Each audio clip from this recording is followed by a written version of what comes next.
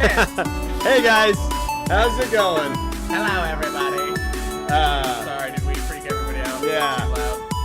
Hold on. So we're gonna. This is the game I've been playing. You get to choose what kind of music you like. Is it like a Sims game? No, it's like it's very interesting. It's like by this. Sometimes it gets so because I'm doing Red Dead 2 right I know. now, and it's like it's awesome, but also it's like It's like this. It's like this. Yeah, I know. And I'm like, that's cool. I don't need to choose what music. Yeah. You know what I mean? Like that's awesome, very Yeah. interactive. But You should. So hey, everybody. There's a game called hey guys. There's a game called Heavy Rain. I don't know if you've ever heard of it. No. It's by this guy named David Cage, who is, I guess, sort of like a divisive figure in gaming. Why? Because he makes games like this. So you know where you're playing Red Dead, and it's like, I mean, I don't know, but I'm assuming you're going out and you're like shooting stuff, and you have like crazy side quests. You go whatever, Yeah. and you slow down, and you go like, oh, look at the detail they put into this. I Yeah. can choose what music. So this is the whole game. Wow. No, it isn't. It's very. I like these games a lot, but they are very like. But I like games like that too. I do too. remember They're very Shenmue? story Did you ever play rich. Shenmue on the Dreamcast? No, someone was just talking about shit. It was awesome. It was like kind of the first one where it's like, oh, we were just living life. Yeah. And like that was kind of the angle on it. So, they like modeled it after her and everything. It's her. Oh, that's just her. the Yeah, it's dinner. her, and then Willem Dafoe's in it. This there's is a gotta really be something crazy in the game. kitchen. And right now I'm preparing for a date, and a guy's gonna come to my house, and I'm gonna make him dinner, What? and I might get boned. What? Yeah, I might get boned down. I kind of want to play But it's this. not. It's not just that. The whole game is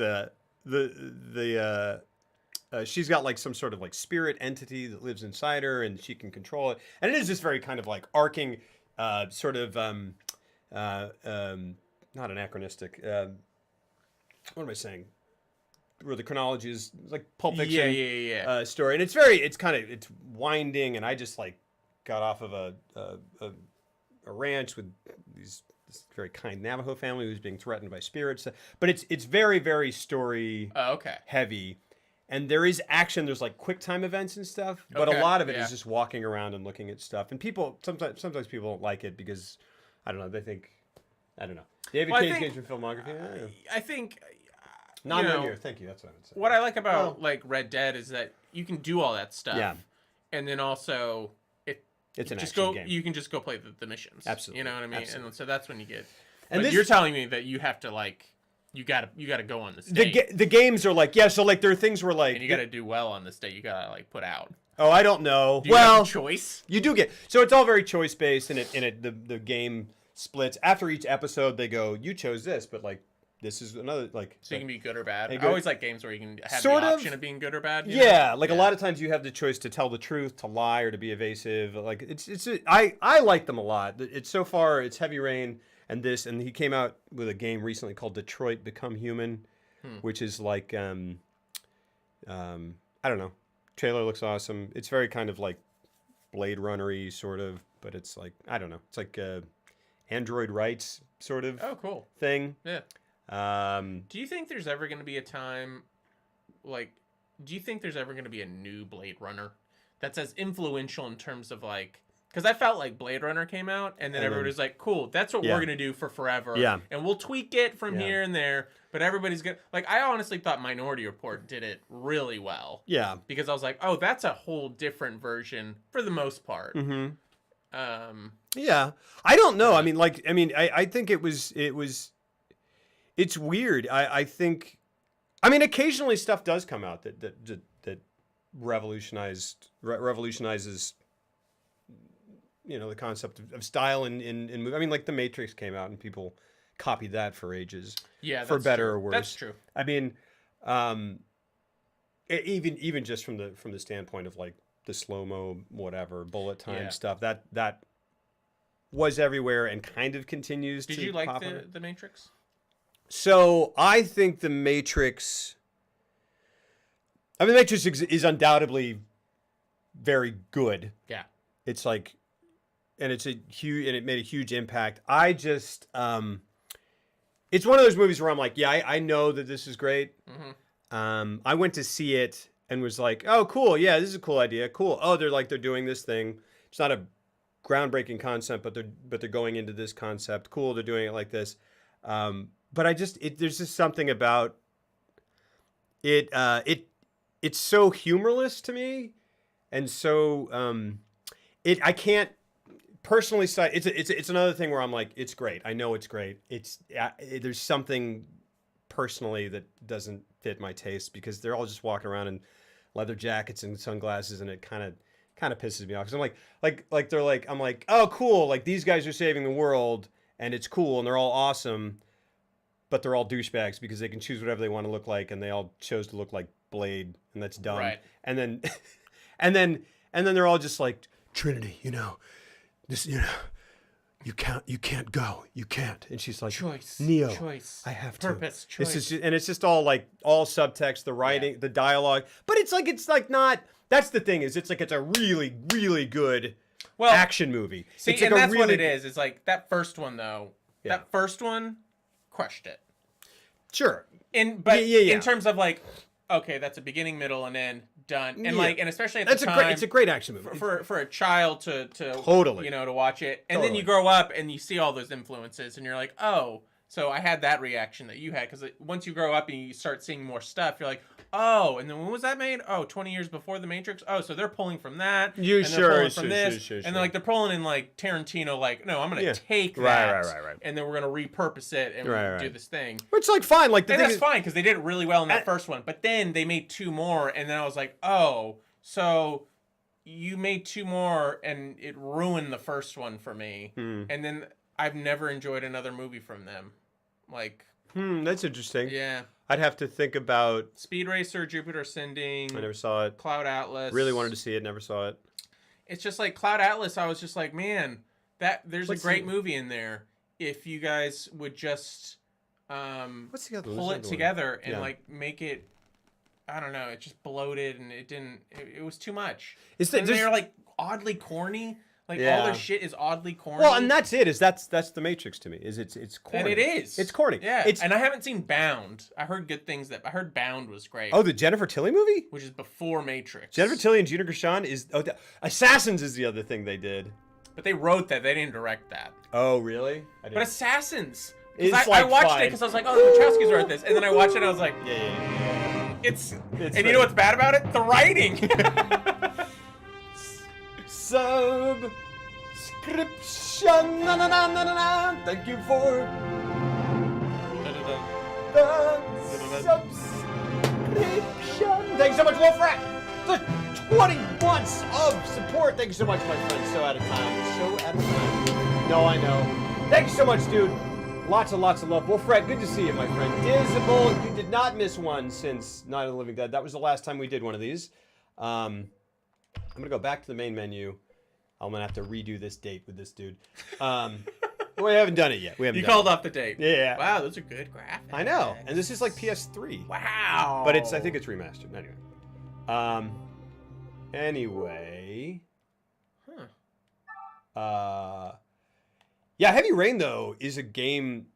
Because I have that as well, and it's like a murder mystery. It's great. It's really good. Some people really don't like it. Some people murder mystery video game. It's really good. It's really good. I like that idea. It feels kind of like Seven-ish. Cool. It feels very Seven inspired. Cool. And it's one of the. I play it and I go. I feel like I'm playing a well written movie. Yeah. It's like a movie. It's good. Are there any other like police procedural video games? Like aside from LA Noire, Sure. and that's why I love LA Noire is amazing because that I loved that kind of had that. I mean, it didn't, but it felt like it had that day-to-day thing where you're just like, oh, we gotta go, canvass the neighbors and blah blah blah blah blah. And I think Heavy Rain is most people's favorite David Cage game. There's this thing where this is the second game I played by him. And this is the second time where there are a number of scenes where I'm a female protagonist walking around in my underwear. So people there are things like this. Is that why people don't like them? I mean, stuff like that. Mm-hmm. I mean, but I'm also like, it's not like that's the only game that, objectifies women.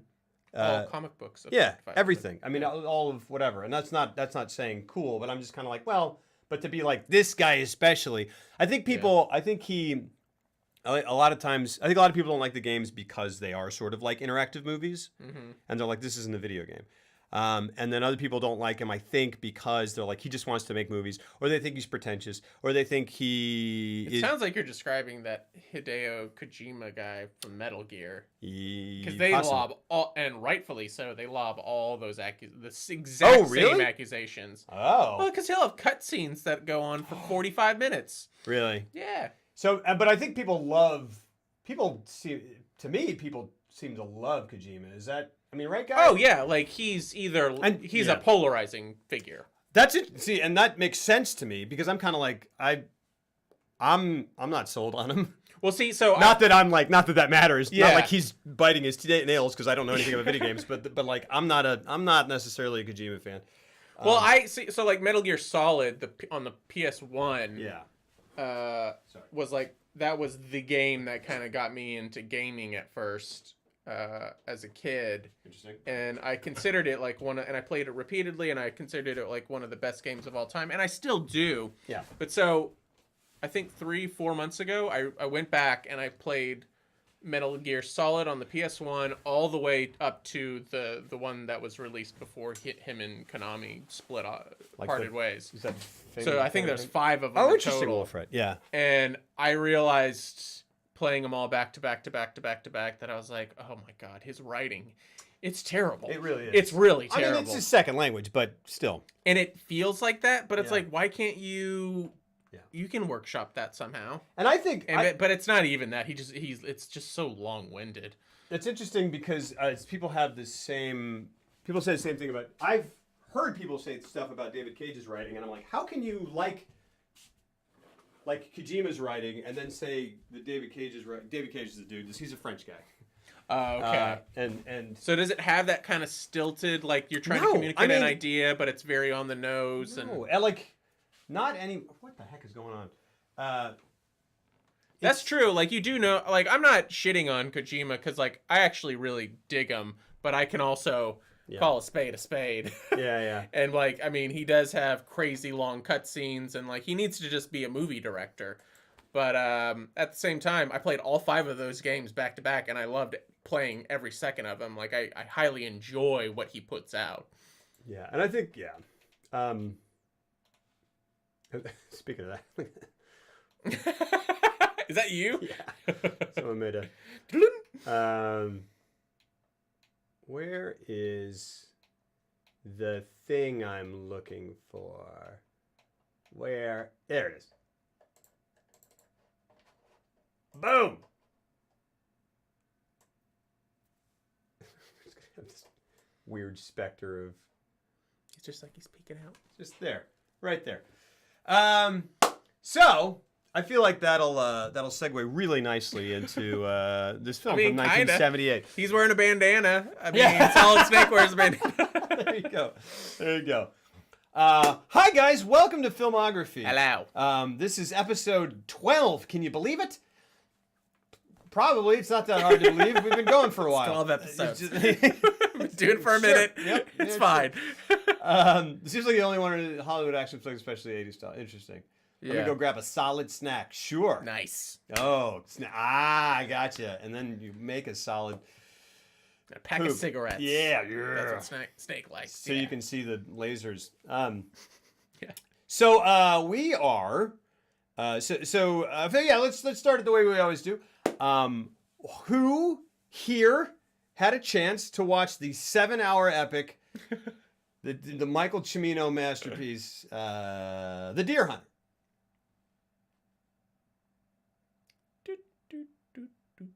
What do you want to do until someone says something? Should we just hang out? I'm gonna take my pants off. Sure. Yeah. Right. Well, I'm way ahead of you. Yeah, Zoe Jumpy, you watched The Deer Hunter. Had you seen it before? Oh, nice. Oh, yeah, sorry. 1, if you've seen it, or if you saw it recently. Oil! Oh, oi! Hey, D squared. Does that mean yes? That's a we. Seen it many times. Nice! All right, well, so at least we won't be alone. You worked overtime this week, did not have time. No problem. Totally understand. Anyone else? Did anyone else get to see it? Just a 1 in chat if you got to see it, just so we know. You've seen it before. Sweet. Cool. Cool. All right, so we're not... Okay, cool. Spoiler alert. There are going to be... There be spoilers. So as we mentioned briefly last week,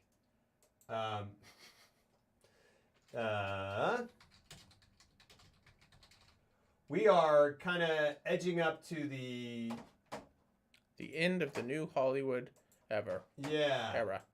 The new, is it really 7 hours? No, it's like 3. It's like 3. 3 hours. It's a 3 minutes. Movie. Yeah. We're kind of coming up to the end of our we're wrapping up our sort of at least chronological. It hasn't really been chronological. It's been reasonably close to chronological. Yeah. Consideration of the new Hollywood movement. And we're getting to the end of it because it basically was the 70s. Yes. Kind of late, like maybe like 68 to like 81 Honestly, or something. 68 to 81. Yeah, that's the full spectrum. And look at Poor walking on the screen there. Yeah.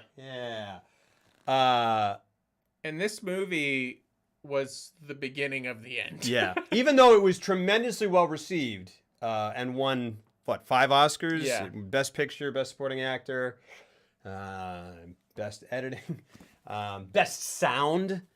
Did it really? I'm just going to, yeah, I think so. But Let me look up what it won. I'm just punching that for no reason. And here we go. It's a film by a gentleman named Michael Cimino. It says an in-depth examination of the ways in which the U.S.-Vietnam War impacts and disrupts the lives of people in a small industrial town in Pennsylvania. And it's broken into 3 acts. Oh yeah, that's true. Yeah. Focuses on a group of guys before they go to war. Yeah. Focuses on a short period of them in the war. Uh-huh. And then they come back and it shows them and what war did to them now that they're back in Pennsylvania. Yeah, and we start out in Clairton, Pennsylvania. I believe. Is that where it's at? I think it's Clairton, Pennsylvania. And it's like a steel refinery town. I don't know what the heck that is, but it's just. It's a steel coal right. mining town. It's like I took it as. It reminded me of just like, oh yeah, it's a coal mining town. Yeah, it's not. It's steel, but that's what it is. It's just a big industrial, everybody who lives there works for the steel mill. That's the game in town basically, and the opening is basically 5 to 6 to 8 minutes of the industrial, like the sparks flying and the dudes just kind of working at it, and then they go into the locker room, and it just kind of establishes, okay, this is a small town. There's not a lot going on. There's the steel factory, and we're gonna follow like these 3-4 dudes, 5 dudes who work there, and they're kind of like, I don't know, everybody knows them because it's a small town, and they're kind of like I don't know, they're just like they're the hope of the town, sort of, or there is no hope, and I don't even know. It's like there's not much going on at all. It just sounds sexy. I always took it as like it's sexy. I took it that Robert De Niro's character was like not necessarily like a popular. He was just a well-liked guy. Yeah. He was a well-liked guy, These guys are like it's almost like they're the football stars of the town, but they're it's like. But I feel like their notoriety was elevated because when we meet them at the opening of the film, it's already established because they have banners up that they're going to be going to war like at the end of the week or something. So I felt like that kind of also played into it because there was a bit of like, oh, we're not going to see you again for a while. Of course, absolutely. They're kind of, they've got the attention of the town because they're going off to Vietnam, which is this huge thing, of course, that's going on at this time. And I think it takes place. I've read it was like 67, 68, and 75. I think are the 3 kind of parts times. Possibly. Was that established in the film? No. Yeah. I don't know. Yeah. Really quick, Disney Bohemian Rhapsody. Thought it was really good. No idea how accurate it is, though. Yeah. Okay. Cool. Well, cool. I want to see it. I want to see it. Interested in that performance certainly, and I love Queen. Queen is freaking great. If they're not at least if they're not one of your 3 top bands, you need to reevaluate everything. It is crazy how many Kelsey bought like a record, like a greatest hits of them because she got a record player. Yeah. And it's just like 20 songs here. Just like, oh wow, that was a monster. Yeah. That Yeah. was a monster hit. Absolutely. Oh, that one's played at stadiums. And Oh, that one's played at stadiums. Oh, that one's played at stadiums. And they're amazing. First, and they've got. I think it's hard to argue. I mean, to me, the greatest rock vocalist of all time. Yeah. It's hard. I mean, hard to. I mean, like maybe Robert Plant. Maybe. I don't know. But then what's amazing to me is how they can sound like just any. There's a spectrum that they just cover. Like they can sound like they can sound like music from a musical. They can sound like hard rock. They can sound like country. They can sound like. I mean, they have hit songs in all of these genres. And I mean, it's amazing. They're not in a genre. They're just like invented stadium rock. Kind of, they're like a mega band. No, they're just amazing. They're just amazing. Anyway, Bohemian Rhapsody, definitely want to see it. Rock and roll, sweet. Deer Hunter. Yeah. So and it's just this very ethnically Russian town. Another center of the town is the Russian Orthodox Church that's there. All these guys are definitely Russian. Robert De Niro, Christopher Walken, John Cazale. They're all big time Russian dudes. Yeah, John Cazale's a hardcore Russian guy. Yeah. But I mean, they grew up in. It works. It's East Coast. They grow up. They've got these accents. It works. Yeah. But like the first third of the movie just kind of follows them around in a very almost documentarian type way. Yeah. As you get to know them as they're like in the bar and they go hunting and stuff like that. But like, it's all built around this, one of them's getting married. Yeah. And so interweave through all that is the preparations for getting married. And then they get married and here's where I'll even take issue with the movie. Cause hot take, he told me right before we started, that's why we were screaming when he clicked when we started here. He was like, so you really like this? That's really great. I did not like this. And then live. Yeah. I was just like, cool, you ready? Because I didn't like the movie. Boom. I'll get into it later. But one of my issues is I understand holding on, because like, look. Yeah. The movie's 3 hours.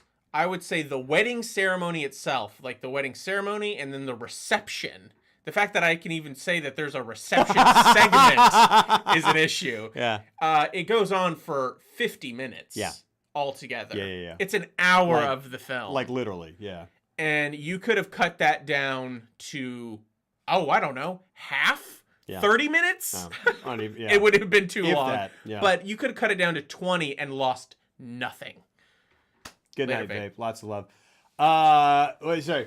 Went to see your favorite artist once, and after his show, he DJ'd at an after party in a club next door, except all he did was put on Queen's Greatest Hits and drop the mic. That's great. It's freaking fantastic. I love that.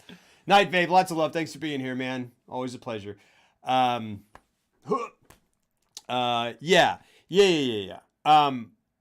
Well, let's get a little more of the plot out of the way, just in case anyone. So we open. We are getting ready for these three guys, Mike, what the heck is Walken's name? Dang it.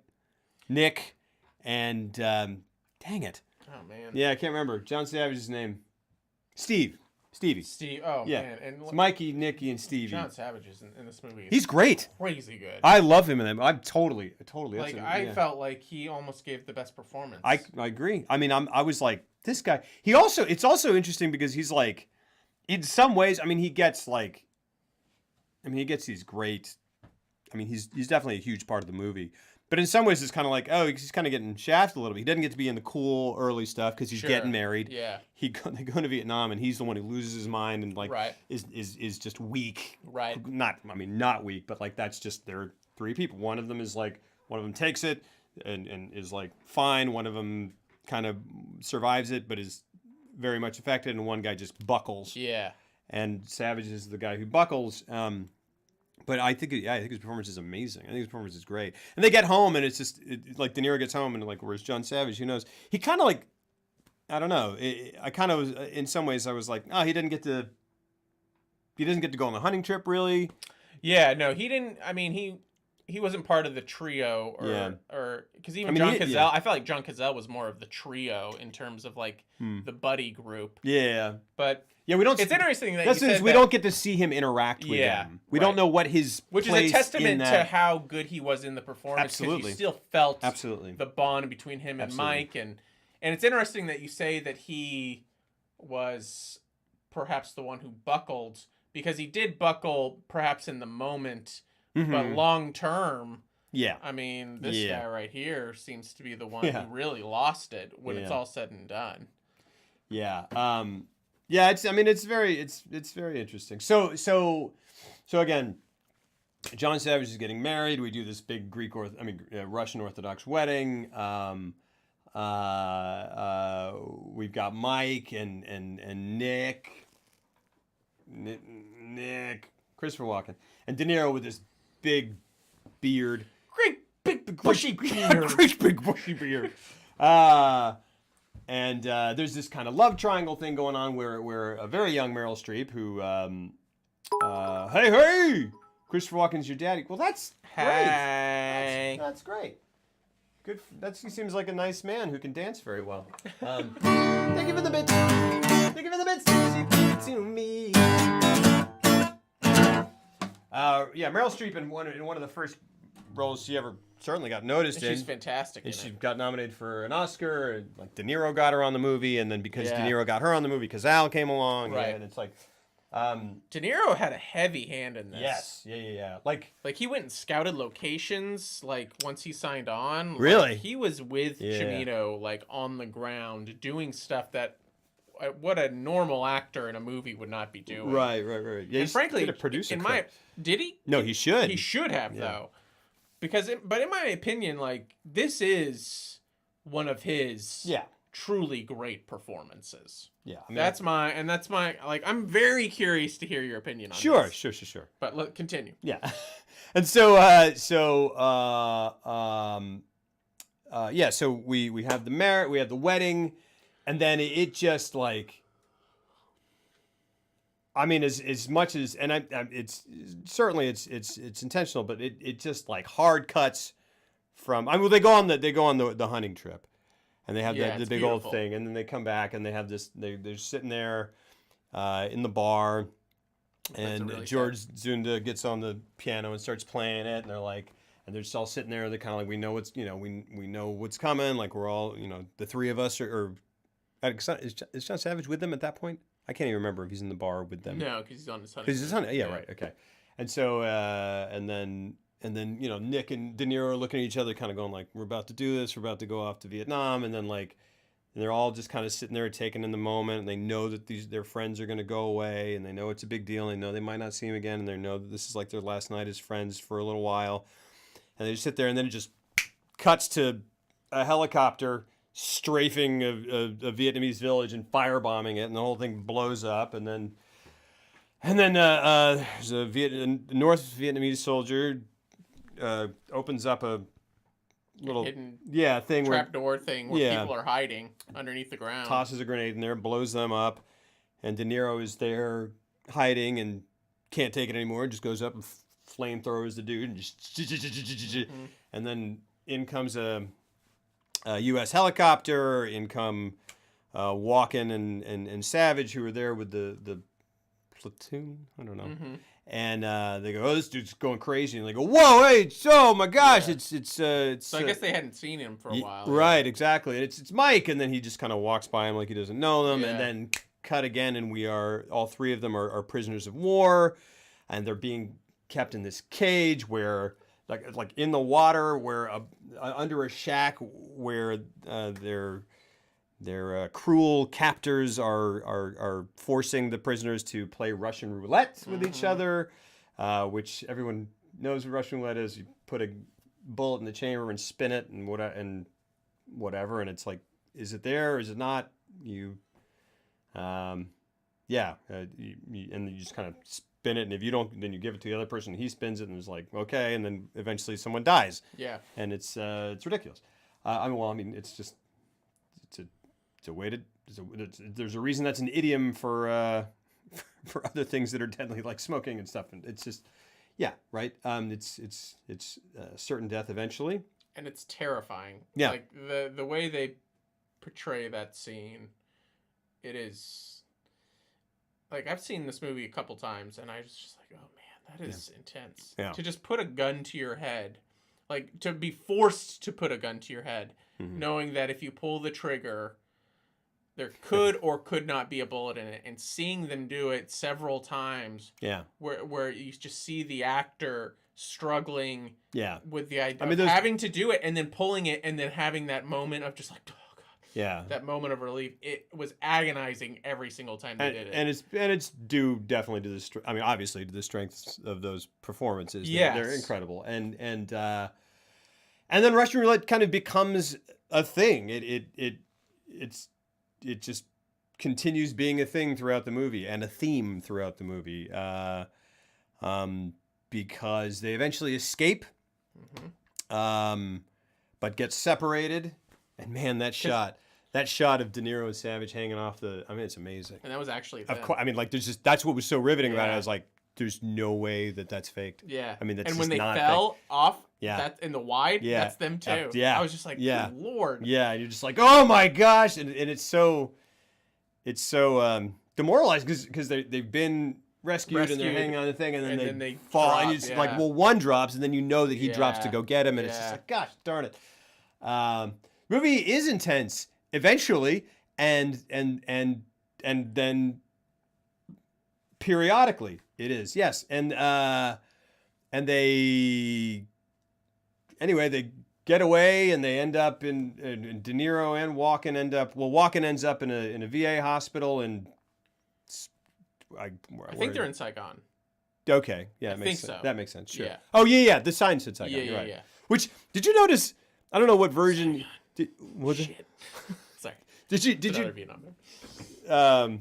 What is that? It's Apocalypse Now. Oh. Saigon. Shit.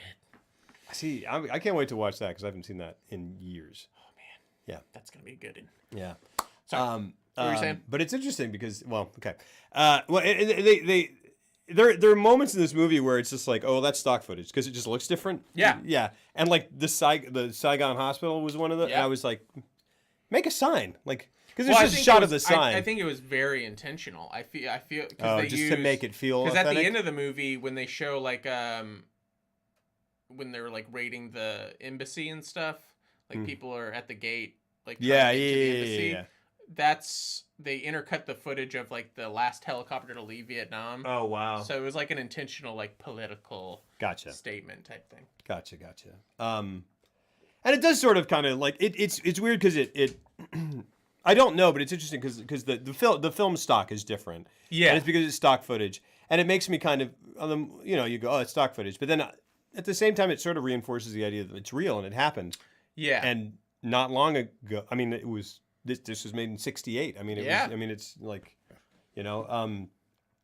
I mean, this was the first Vietnam War movie, like to really tackle Yeah. the issue head on. because Coming Home came out the same year. Same year, they went toe to toe. And I'm interested. But apparently, this one came. This must have because I kept reading that this was like the first one. Sure, and that's what I was wondering as I was watching it. I was like, okay, because I have some. I certainly have a number of issues with it, but I'm kind of like, if this was, I mean, like, I mean, if this was the biggest one, I mean the first one, then I that certainly adds to why it was such a cultural. Yeah. I mean, or it certainly makes sense. And it was very controversial, both because of because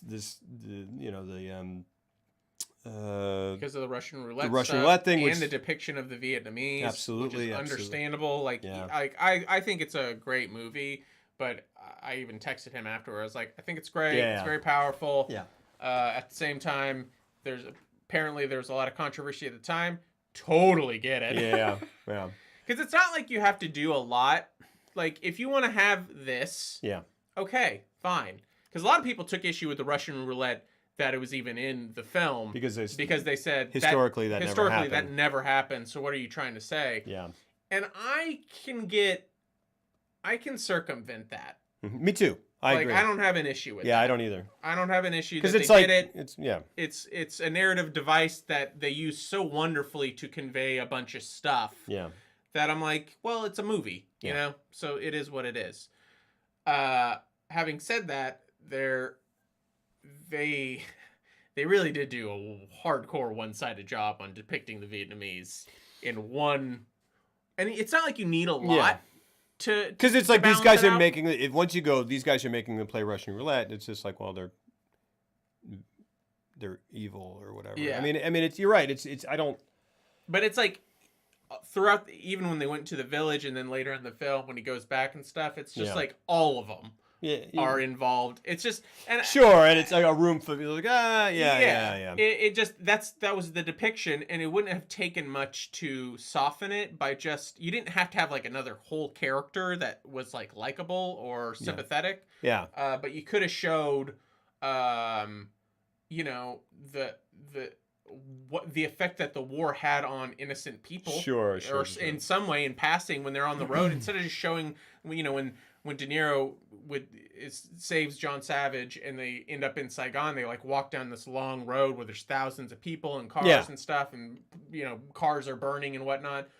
And they linger on that scene for like 5 minutes. Yeah. It's like all you got to do is show a couple shots of people clearly victimized by American invasion, or just the conflict in general, to get across the idea that, you know, they're humans, and it's a country that we came into, it's and both sides of the coin. Absolutely. And well, to me that scene does do that. To me, I mean, they're all refugees, and to me, I'm like, they're all humans, and I mean, this shows that, like, I mean, these guys. It's interesting because I had, and Ducky Poo, that's true, and that's actually something weirdly I didn't even think about until I read it, and I was like, oh, of course, right. Like, Russian roulette is absolutely. I'm gonna hold on a second. Is absolutely.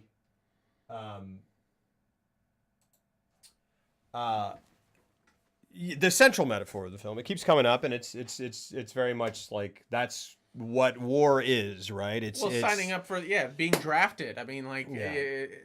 It's like you know, you're just going over there and you know that's happening, and you know, I mean, it's and like, is war can be viewed as Russian roulette as this sort of depending on how you want to see it, right? Like this senseless, you know, we at some human level we are just humans killing each other for who knows why, and for political reasons, or for sometimes for quote unquote just reasons, sometimes, and that can be argued, whatever, but.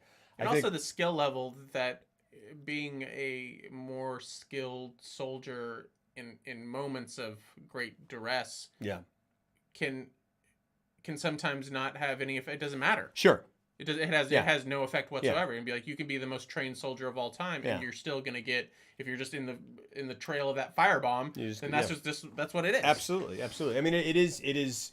Someone has to lose in Russian roulette. Absolutely. Right. And I mean, like, does anyone? I mean, maybe quote unquote there are victors and losers in war, but like everyone loses something, right? I mean, people die. That's a family that's affected. Obviously, it's a person who, and I think particularly with Vietnam at the time, there were very strong voices that were putting forth the idea that we didn't know why we were in Vietnam, and like it's just this very kind of. But Cimino is kind of come down on both sides, saying it's like a sort of like it's a very patriotic film, but it's also like an anti-war film, but it's also maybe not. I mean, like, and I don't, not that you have to kind of like label it. I think it can both. Be complicated, exactly. And I think that's what makes it. That's why I enjoy it, is like they wanted to go. Yeah. They wanted to serve, and they were proud to serve. Absolutely. And then it still did what it did to them. Yeah. And then at the end, it's just like, I mean, it tore that group within that town. Mm-hmm. It just tore them apart. Yeah, they survived, but it tore them apart. Sure. Yeah. And I mean, I think it's I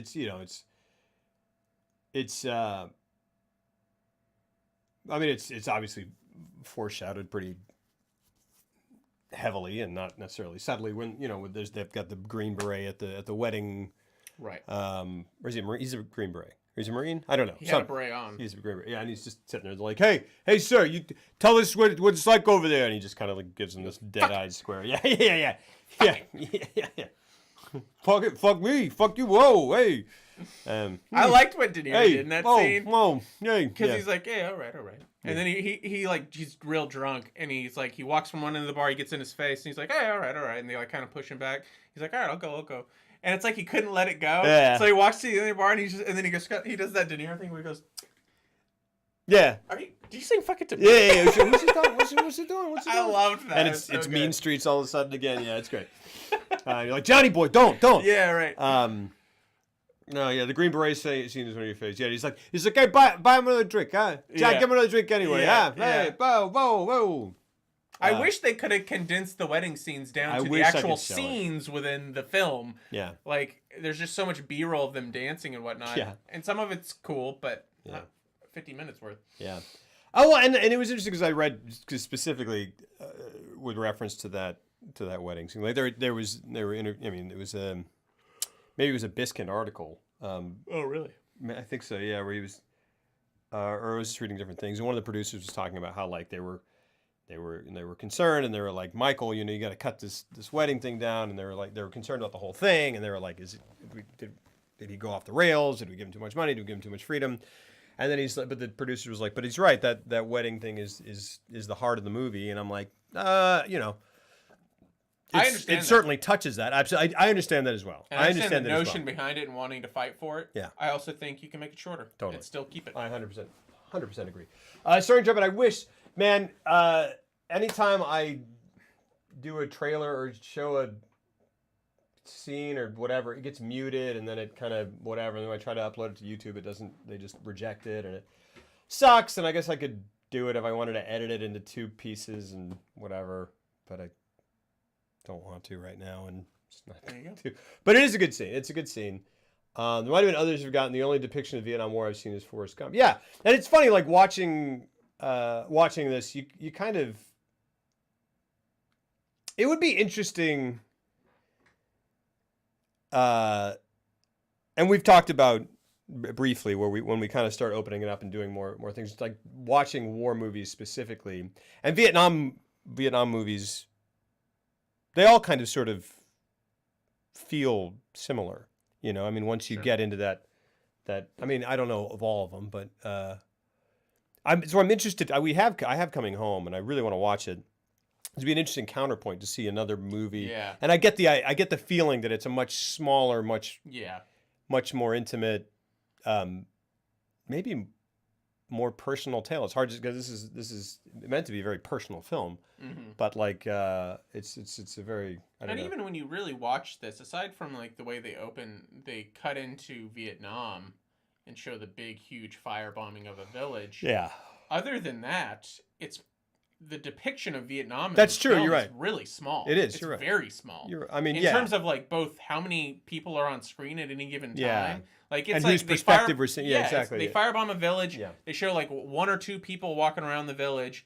Then they immediately cut to them in like a hut along the river. Yeah. And that's where we're there for like another 30 minutes because that's where all the Russian roulette stuff happens. Yeah. And then they break out. Then they're in the river. And then a helicopter comes in and gets them. And then you're out. Yeah, basically. It is, and even in the moments when,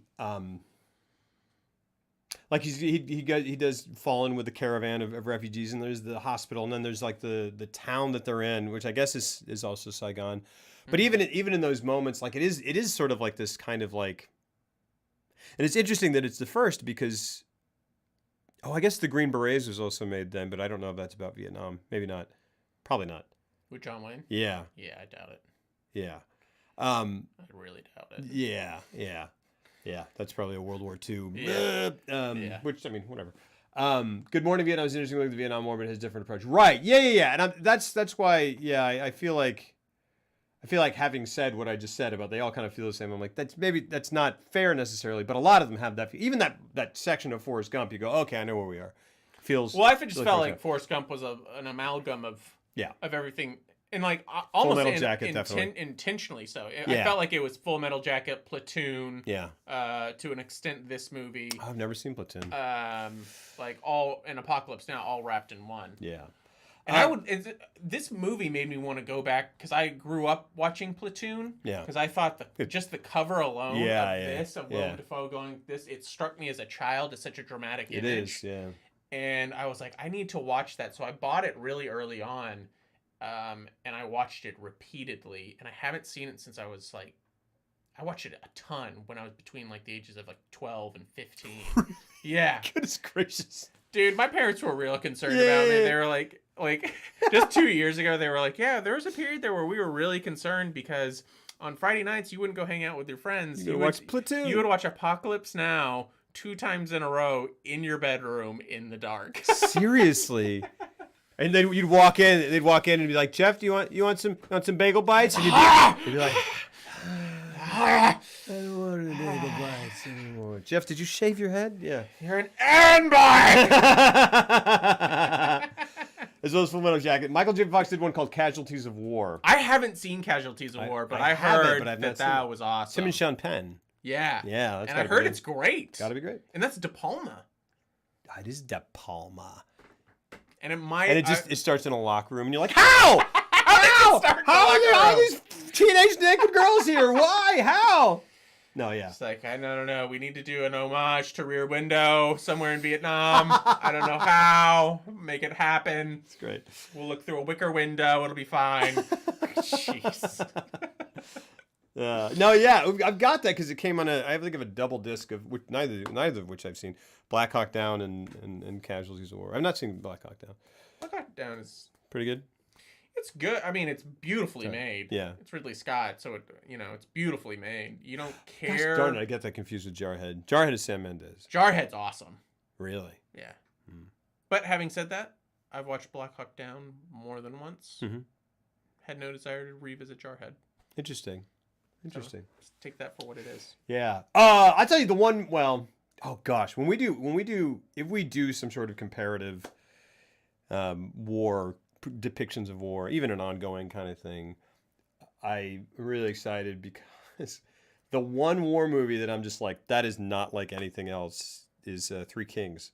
Like Three Kings is so it's great. Amazing. It's fantastic. It's amazing. It's so. That's how you make a different war movie. I mean, it's a comedy essentially, but it's so. And Spike Jonze it's in so it. great. It's so great. So great. So great. But apparently, that's the movie where Clooney choked David O. Russell because he was like, "You can't treat people the way you treat people on set." But he's a genius.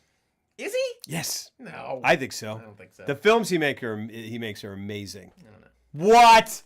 Are you not a David? So Three Kings is awesome. Three Kings is amazing. Iron Huckabees is amazing. It is amazing. I love American Hustle.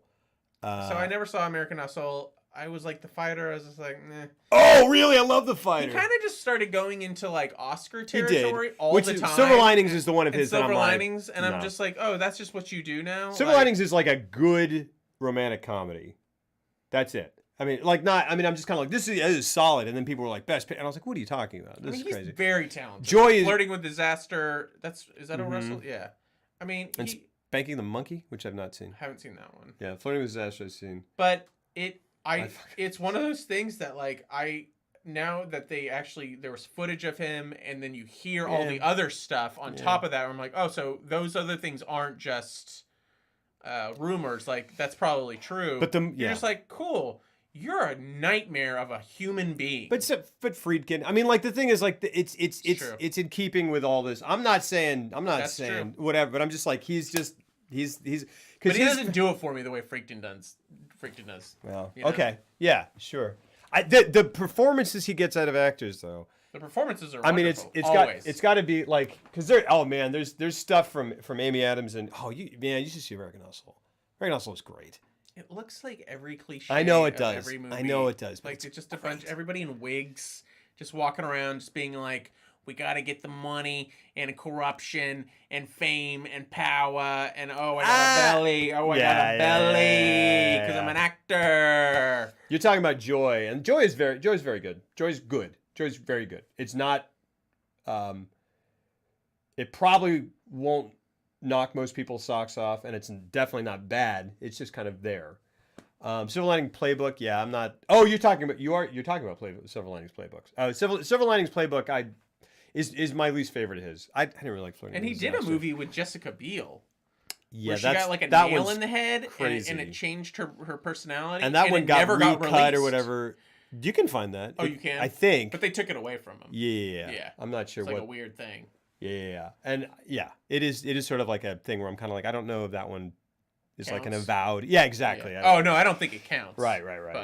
But he definitely directed it. Yes, And absolutely. I was like, what is it about? Yeah, that sounds like him. Yeah. Yeah, Flirting with Disaster. Because I like. Look, I shouldn't have said that. I like him. Yeah.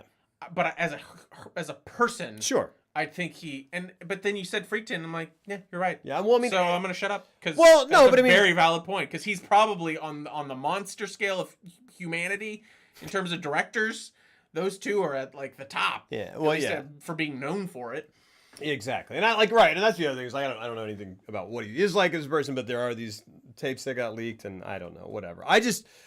For better or for worse, I just always go, cool. What's the work like? I don't know the person. I don't need to. And that's true because I mean, I watch Chinatown often enough. Yeah. Like probably once or twice a year. Yeah. And same with Rosemary's Baby. Mm-hmm. And I love Frantic. I think Frantic is an underrated gem of a Harrison Ford movie. That's Polanski? It's Polanski. Wow. No one talks about it. No. It's an awesome movie. No, I always forget we should about watch that. Frantic on I've here. never seen. I have no idea what it's about. It's great. And it's just got a Gotta love mood it. Yeah. and feeling Great. to it. It's fantastic. Sounds great. But that dude's a pedophile. So, it is what... It's true. I mean, is it? Yeah, is it? No, it's true. Okay. He left the country Yeah. because he was convicted of it. Really good. And he did it. Just a 15-year-old girl. Like, have you seen the No. documentary? No, I I mean, it's all there. Yeah. That dude did that. Okay. Smooth. Stream took a Yeah. turn. Yeah. And we're Anyway, gonna Russian steer back roulette. to something positive like Russian roulette. Band of Brothers. Oh yeah, I didn't see very much of it, but yeah. Oh, yeah. But yeah. Band of Brothers every Memorial Day. Well, that's the guy we're talking about. D Squared is Polanski. You watch Band of Brothers every D-Day, is that what you said? Memorial Day? Yeah. Okay. Cool. Just because they usually have it play, and I'm like, oh yeah, and then I have got on Blu-ray, and I'm like, oh, I'm gonna pop those in, and then I watch them, I'm like, God, it's like one of the best. Yeah. It's just incredible. Yeah. Goodness. So yeah, back to this. They get captured. Blah blah blah blah blah. They get away. Oh yeah, we were talking about. It is interesting because especially for being one of the first, or maybe the first, whatever, kind of, I guess, significant depictions of Vietnam in a film. It is weird that it's sort of like this kind of underground, oblique kind of consideration of it. It's like this is we'll show you Vietnam, but like this Russian roulette underground is basically what you're going to see of it. Well, it's yeah, interesting. I mean, which did it even happen? pretty Who knows? fictional, Yeah, yeah. exactly. So it's interesting because it's like, but again, as you said, and I completely agree. It doesn't delegitimize it as a Vietnam film because well, it just uses it's about war. It's about war and the does effect. people- Exactly. Yeah. So it's like, and it is kind of like. It's why it's like, oh yeah, I guess it's a Vietnam movie, but it's really just It's really a not. It's war about movie. these. It really isn't these a Vietnam people. movie. I agree. Yeah. And I think they said as much. The filmmaker, Cimino said as much. Where he's like, intense movie for sure, absolutely. But it is more about like what war does to people. Yeah, because it really, I mean, if you humans. talk about using war as literally a backdrop, Yeah. because that's all it does. Right. Because they never show, aside from a bombing, they Yeah. don't show any, like any of the stuff you see in any other war movie ever, because that's what war is. Yeah. They don't show any of that. It's like, boom, Yeah. here's someone firebombing a village, and then we're immediately in a hut. Right. And then they escape the hut, Right. and then they get out, and Yeah. then we're in a VA hospital. It's like, that's it. Yeah. It's actually pretty economical in terms of like what they show. Yeah. It's like if this is gonna fall apart, but it's like if Jaws, instead of like going hunting for the shark, they went hunting for the shark and then ended up hanging out with some people who had been hunting for the shark, and those guys were assholes, and then like really did terrible stuff to them, and then they came back and they were like, "How was that shark hunt?" And they were like, "It would not want to talk about it. Yeah. And it's like not really because. And also, I can't look at yellow platoons anymore. Like, exactly. And it's like, yeah. ah! It's like John Savage whenever he heard the click of the gun, you see a yellow floating. Yeah. Man, he's so. And it's what's interesting. Gosh, like that part where he's. I read this. Where because like in that like the whole that sort of enclosure they had them in underwater, it was all real, and there actually were snakes and rats in there. Oh wow! And like and that the part, this is interesting. This is a piece of trivia I read. Like when he's there and he's like, Michael, there are rats in here. Did you read this too? No. Oh, he was not yelling at De Niro's character. He was yelling at Cimino. Oh! He was yelling at Michael Cimino, which I'm like, is that true? But it apparently he was like, there are rats in here because he had a rat thing. He had a thing about rats, and he was yelling at Michael Cimino, going, "There are rats in here, Michael." That's messed It's up. really That's crazy. true. I know, it's insane. Ew. Yes. So, and I haven't seen Coming Home, and I really, really want to see it because that is Hal Ashby, who directed The Last Detail. Yeah. And I had a moment when I was watching this where I was like, we should do Coming Home next, and then do. But we'll come back to Coming Home probably. I think we'll come back to Coming Home when we do more of a large war thing. Because we want to do Heaven's Gate next. Yeah. We'll talk about it. Well, yeah. Good. Yeah, okay. Yeah. Anyway, so they get away, and then Walken is in the hospital, in this VA hospital, and then he like goes, and then he realizes he can't remember stuff. It freaks him out. It's a fantastic scene. That performance right there is like, whew, that breakdown that he has, fantastic. Really, truly amazing. First scene that they filmed in the whole thing when they got over there. Wow. Yeah. They were like, just to be like, we need that in the bag. Yeah. Goodness. And he just, that's what got him an Oscar, Absolutely. like without question.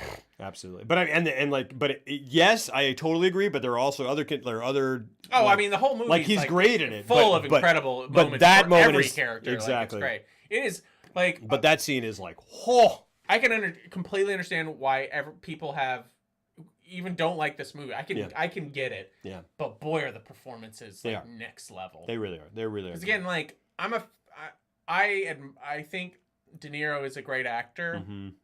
I'm not kind of on that boat that everybody else, that popular culture seems to be, where it's like, no, he's the actor. Mm-hmm.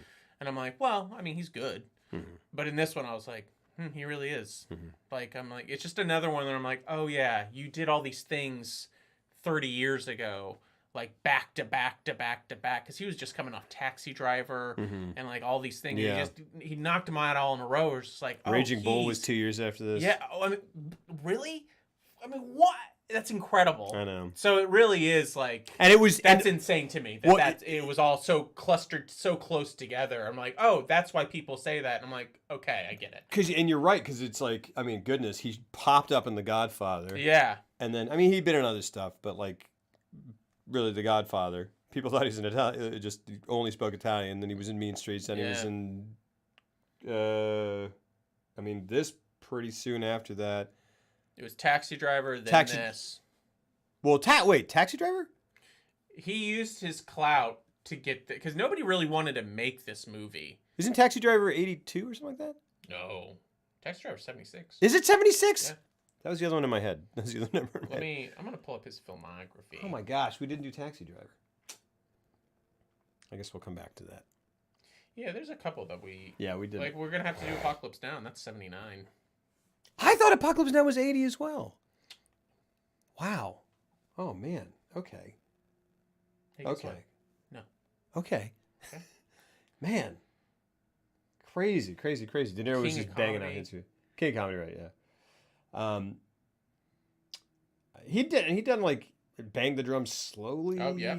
But that was before. I mean, that was 73. And he's Mean Streets was 73. Mean Streets was 73. Taxi Okay. Driver 76. Okay. Cimino was Deer Hunter was Deer Hunter there, 78. and then freaking Raging Bull. My gosh. Raging Bull. New York was 77. I gotta see that. That's the musical. Yeah. That's the Scorsese musical.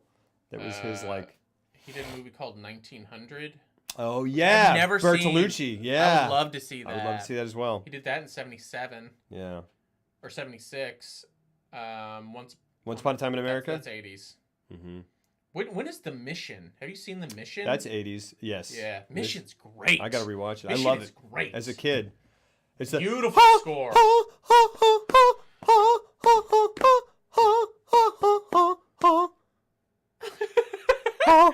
Is this the Star Wars Phantom Menace?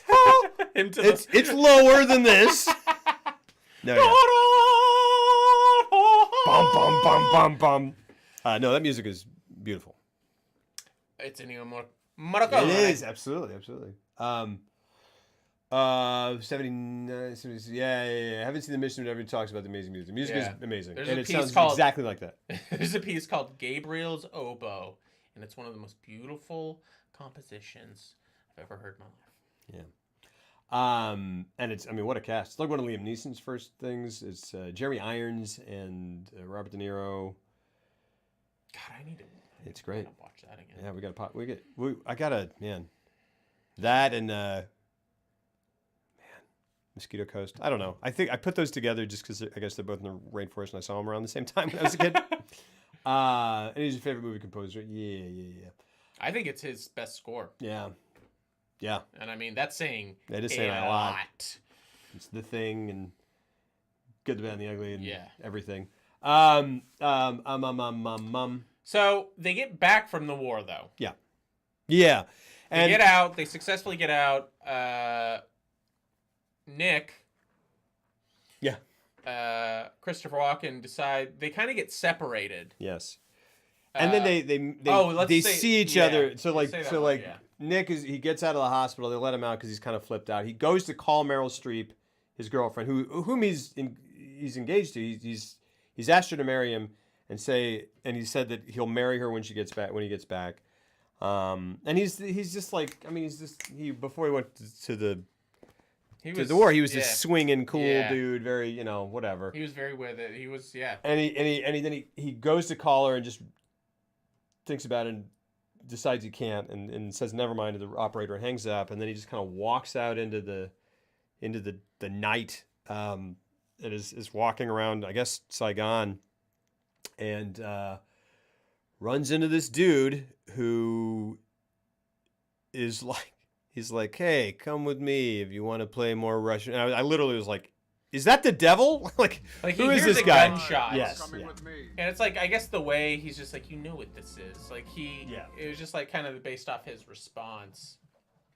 Yeah. But he basically comes upon basically the end of a Russian roulette game, and then runs into a guy who I guess was coordinating it, and then is like, come with me. I'm looking for unusual people. What's that? What is it? It just seemed like he was just like, you gotta look in your eye, kid. Like, and he's like, what? And he kind of tries to get away because he's kind of lured in at first. No. And he's like, what am I doing? No. But he's like, no. And he's like, I want to do this. Fine, I'm not doing anything. Yeah, whatever. I didn't realize. No. Why have you been using that the whole episode? You can't just like casually bring that out. You have to do the rest of this review in that voice. All right. Yeah. Shoot myself. I can't do it. Say, I'm going to shoot myself in the head. I'm going to shoot myself in the head. Mike, you dead. You're going to click in the chamber. Two mice fell in a bucket of cream. Oh, what a gold mine we've come across. All right. The sidekick, thank you for the follow. No, anyway, so it goes into this, it's funny because I remember my memory of watching this movie. I mean, it was the earliest thing besides like Annie Hall that I'd seen with Christopher Walken. Uh-huh. And I remember going like, "Whoa!" Yeah. He's like angelic. Yeah. He looks like a beautiful praying mantis. He does look like a praying mantis. I mean, he looks like the most. I mean, he really does look like you're a an praying angel. mantis in that voice. I mean, this is what the rest of the episode's gonna be. It's just me asking him to say stuff. He goes, Nick, I'm a praying mantis. You gotta, come on. What? Stop. Oh, God. I can't hold the gun. It's not fair. That little thing you do where you're just like... Well, I'm glad this is the best reaction I can Oh, man. That's good. I'm crying. Okay, so anyway, yeah. So, but yeah. I just remember. Well, that's what it was like. I remember going like, "This is not the Christopher Walken I know," and Yeah, I remember right. kind of just being like, "Wow," and he didn't even like talk. And I came back and watched it again. And I was like, "Oh, he's still him. He's still walking." I mean, At what moment though? I mean, he's just kind of going like, just little things where he's like, where they like when John Cazale takes a swing at him and he's like, he just goes, whoa. Oh, and the little dancing. I mean, and just the way he talks, he's like, "Come on, just this stuff." He's still got it. It's all there. It's Of just course in it is. human form there. It's Yeah. before everything got amplified to 11. And I would really the main thing is like, I want people to see this movie just to see Walken, because He's stunning in this. it kills me. yeah. It kills me that and the thing is like, he is still 150% able to do that. Oh yes. Catch Catch Me If You Can. Like Me If You question. Can. Freaking A Late Quartet. I don't know if you ever saw that. Oh yeah. It's amazing. Yeah. in that movie. That's a great movie. It's incredible. I love it. great That's another movie. one where I'm like, why doesn't great- anyone ever talk about this movie? Because it's freaking great. Just actors going at it. It's Yeah. Great. Oh, and it's amazing. And the cast is incredible. Yeah. My gosh. But people who only know Walken or Nick Cage as memes, I'm like, oh, it's so. Which it's I mean, so you sad. can't. It's Sure, tragic, but it's sure. also like, well, you decided to be in Joe Dirt, like you did that, so Yeah. that's what people like. There are too many people that know him from as being the janitor from a David Spade vehicle, Oh man. Yeah.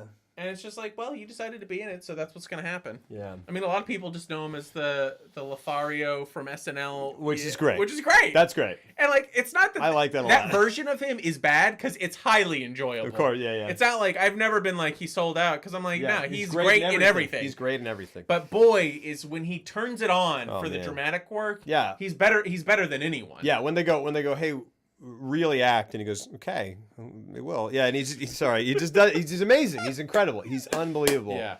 Seven Psycho. I've never seen Psycho. I have not. I seen still need to see Seven that. Psychopaths. Yeah. Anyway, he gets pulled into this underground Russian roulette world. Yep. By the way, the actor who plays that French guy, Mm-hmm. the only thing I was able to find on him is that he actually had a friend who died in a Russian roulette incident. Whoa. And I'm like, and he's been in 2 movies, this and maybe Heaven's Gate or something else, one other movie, and I couldn't find anything else on him. And I was like, is that why he was there? Was he did he have experience with that, and that's why? Expert? Or did a friend of his see him in that movie and then? Because there was another thing where it's 28 people. Did Russian roulette kill themselves? Ostensibly because of the deer hunter. I mean, you know what I say when I hear, because I read that too, and I'm Right. like, cool. Well, those are 28 people who chose to watch a movie and then shoot themselves in the head because they Right. saw it in a movie. Yeah. So what do you want me to do? Yeah. Because they're dummies for doing that. Right. Yeah. I have no tolerance for people who are like, well, that movie made me do video Sure, games are bad because sure, they're violent. I'm like, sure, no, they're sure, not. sure, People sure. are violent. Yeah, people are violent. Absolutely. It's not great. I think it's self-aware about how dumb it gets. Oh, you're talking about Seven Psychopaths. Yeah. Yeah. So anyway, he gets sucked into this. He basically goes into this giant room where there are people waving money and there's Russian roulette going on, and he's like, and these 2 guys are sitting there, and he takes the gun out of the guy's head, And he points and he boom, shoots a blank at his own head, and then just kind of puts it down and just ah! And then in the crowd is Robert De Niro, Yeah. who has, I guess, made his way to the same place. Yeah. And then he goes chasing after him as Walken walks out and gets in the car with the French guy, and they drive off. And then De Niro loses him and then ends up coming home, and he's the only one home, and he goes back and sees Meryl Streep, and there's this whole thing, and it's like, well, are we going to have a thing? And then he's like, I don't know. And then he This is one of my favorite portions of the film. It is. It Him is. trying It is to very good. reestablish himself into his old life. Yeah. Felt too real. Like that moment when he wait because they have a big coming home party for him, Yeah. and he sees he realizes that it's supposed to be a surprise party, but he sees that there's a bunch of cars outside. And he drives them these big banners that say "Welcome home, Mike," and he's in a cab. And he's in a cab, and he tells the cab driver, he's like, "No, take me to a motel." Yeah. And he literally waits all night, and he watches them from afar as they exit in the morning, because I guess they had the party without him, and they all leave, and then he waits until everyone's gone, and then he walks over to his house, and where Meryl Streep is still there, and they end up having like a conversation. She's like, "I'm back." It's like, what happened? And I just thought that was so, and like it's just little things like that, because like when he finally goes to find John Cazale and his friends at the steel mill, that they're exiting the steel mill, and they're gonna go to the bar, and they're just walking through the parking lot, and he kind of comes up on them real, and it's great. It's everything about really it, because he comes out of it. It's like hey, and it's like how I would do it. Yes. I felt like. Because I was just like, oh, that's what I would do. I would be like really enthusiactic at first to and like then just keep be the guys up. Yeah. And then go like, you're just like, but then it's just dead air. And he's like, what do we talk about? He's like, how you guys been or whatever? And they're like, everything's been normal. Like we don't have much to offer you, and that's what's so tragic. Yeah. Because none of those guys did anything wrong. It's just like, no, you left and you had a crazy amount of weird new experiences, and then you came back and you want to have your old life back, but you're not the same, because you're not the same person, and no one anymore. understands, except and no one's going to possibly understand that, and the people who want to relate back to you understand that you've left and you're a different person now, and so they're projecting that onto you, and it's just like there's this big elephant in the room that no one wants to talk about, which is the fact that everything has changed. Absolutely. And irrevocably, and like it's just something that, I mean, it really, I mean, there's a reason that these are stories and wars. These stories and war stories are told over and over and over, and then coming home. I mean, literally, this movie coming, but like, there are a few things that will immediately and irrevocably change your life, as much as going to war, presumably. At least, I mean, I have no idea, but I mean, like, I mean. You imagine going from any situation into a situation where you're afraid for your life every day. Mm-hmm. You either see people killed or kill people yourself, or see friends killed, or at least that's always constantly a possibility. The status quo. Yep, and you are supposedly ready to do that at any moment. Mm-hmm. And then, I mean, it really is absolutely. Can you imagine how frustrating that would be? Like, and to come back and just be like, what I gave over there is me, is myself, it's my life. I gave it. I don't have it the way it was before. And then you come home and everyone's like, hooray, here's a cake, blah, blah, blah. But then like 3 days later, it's like, it's time to... Yeah, what are you going to do? Yeah, I mean, like, you got it. I mean, like, we're all like, thank you for your service. But like, at the end of the day... reacclimate normally. Like you... Like, yeah, and it's not like anyone's being a dick about it, but they're just like, we got to go back to our normal lives, and we just want you to be happy and healthy. We gave you a cake. We celebrated you. Be okay. Be okay, will you? Right. And it's just like... There's a scene. How can you? How can you? In Hurt Locker, there's a scene that I felt so perfectly summarized all of that within just really one shot. Yeah. Which was Jeremy Renner coming back and standing in the cereal aisle of a grocery store. Yeah. And listening to the music and just looking at the cereal, and there were so many options. Choices, and he's just like, none of this matters. None of this matters. Exactly. This is all so pointless. Yeah. Yeah. That's true, King of Shadow. And they didn't show that at all because of because contextually they came from a small town that was in favor of their going over there. But you're right. Like, a lot of vets came back and what a tragedy. Like, to be they're drafted like, and forced to go. Yeah. And then to be treated that way when you get back. And I think, again, this is something that I think I meant to mention back when we were talking, about the controversy. And the controversy was very much that it was one-sidedly showing the Vietnamese or the North Vietnamese as villains, right? But I think a lot of people what compounded that is that they're like, there's nothing in there that paints Americans in any sort of like similar light, right? I mean, like they're not sort of admitting the atrocities committed by Americans, etc., which are well documented and in a lot of other films as well. But I mean, I don't know. So I absolutely totally understand that controversy. But it's interesting because it's like, what is the responsibility of a film? Like, I mean, I felt like they did a very. They're like, no, we're gonna do this thing. Yeah. It's like we're gonna show this. We're not gonna. We're just not showing that other stuff. It's not that it's not there. It's just like we're focused on this. And it's definitely a tricky thing. But for my part, I'm kind of like, and it's sort of the same way that. I mean, I can understand that it can be it can cause issues to be like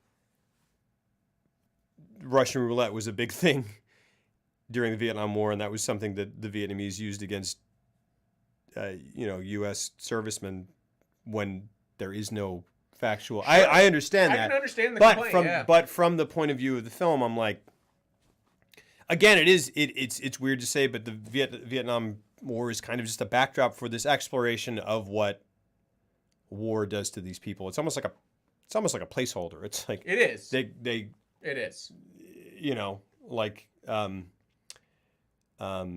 And they're just choosing to tell this specific story of these people who go over, and I don't know. To me, the story. I guess my thing is that like I watch that movie and I don't go like. Because if the concern is that it's putting across the idea that all Vietnamese people are or were like that doesn't even register. That's not even a thing that crosses my mind. That didn't register for me at all. It was literally a hut of like 4 guys. Yeah, exactly. It's not like they showed he was going all over Vietnam, encountering multiple people, and they were all being dicks to him and trying to kill him. It was just like it was an isolated incident. And then he got out. And to me, it's like... He went to Saigon, and nobody bought... Like, Saigon was just a hustling, bustling, what it was. With a weird underground Russian roulette culture for some reason. But, which is weird. But like, I don't know, like... But, like, I mean, like, I watched that guy, like the main, I guess, like, Russian roulette bad guy. Yeah, right. And I'm like, like, they're being jerks to... they're...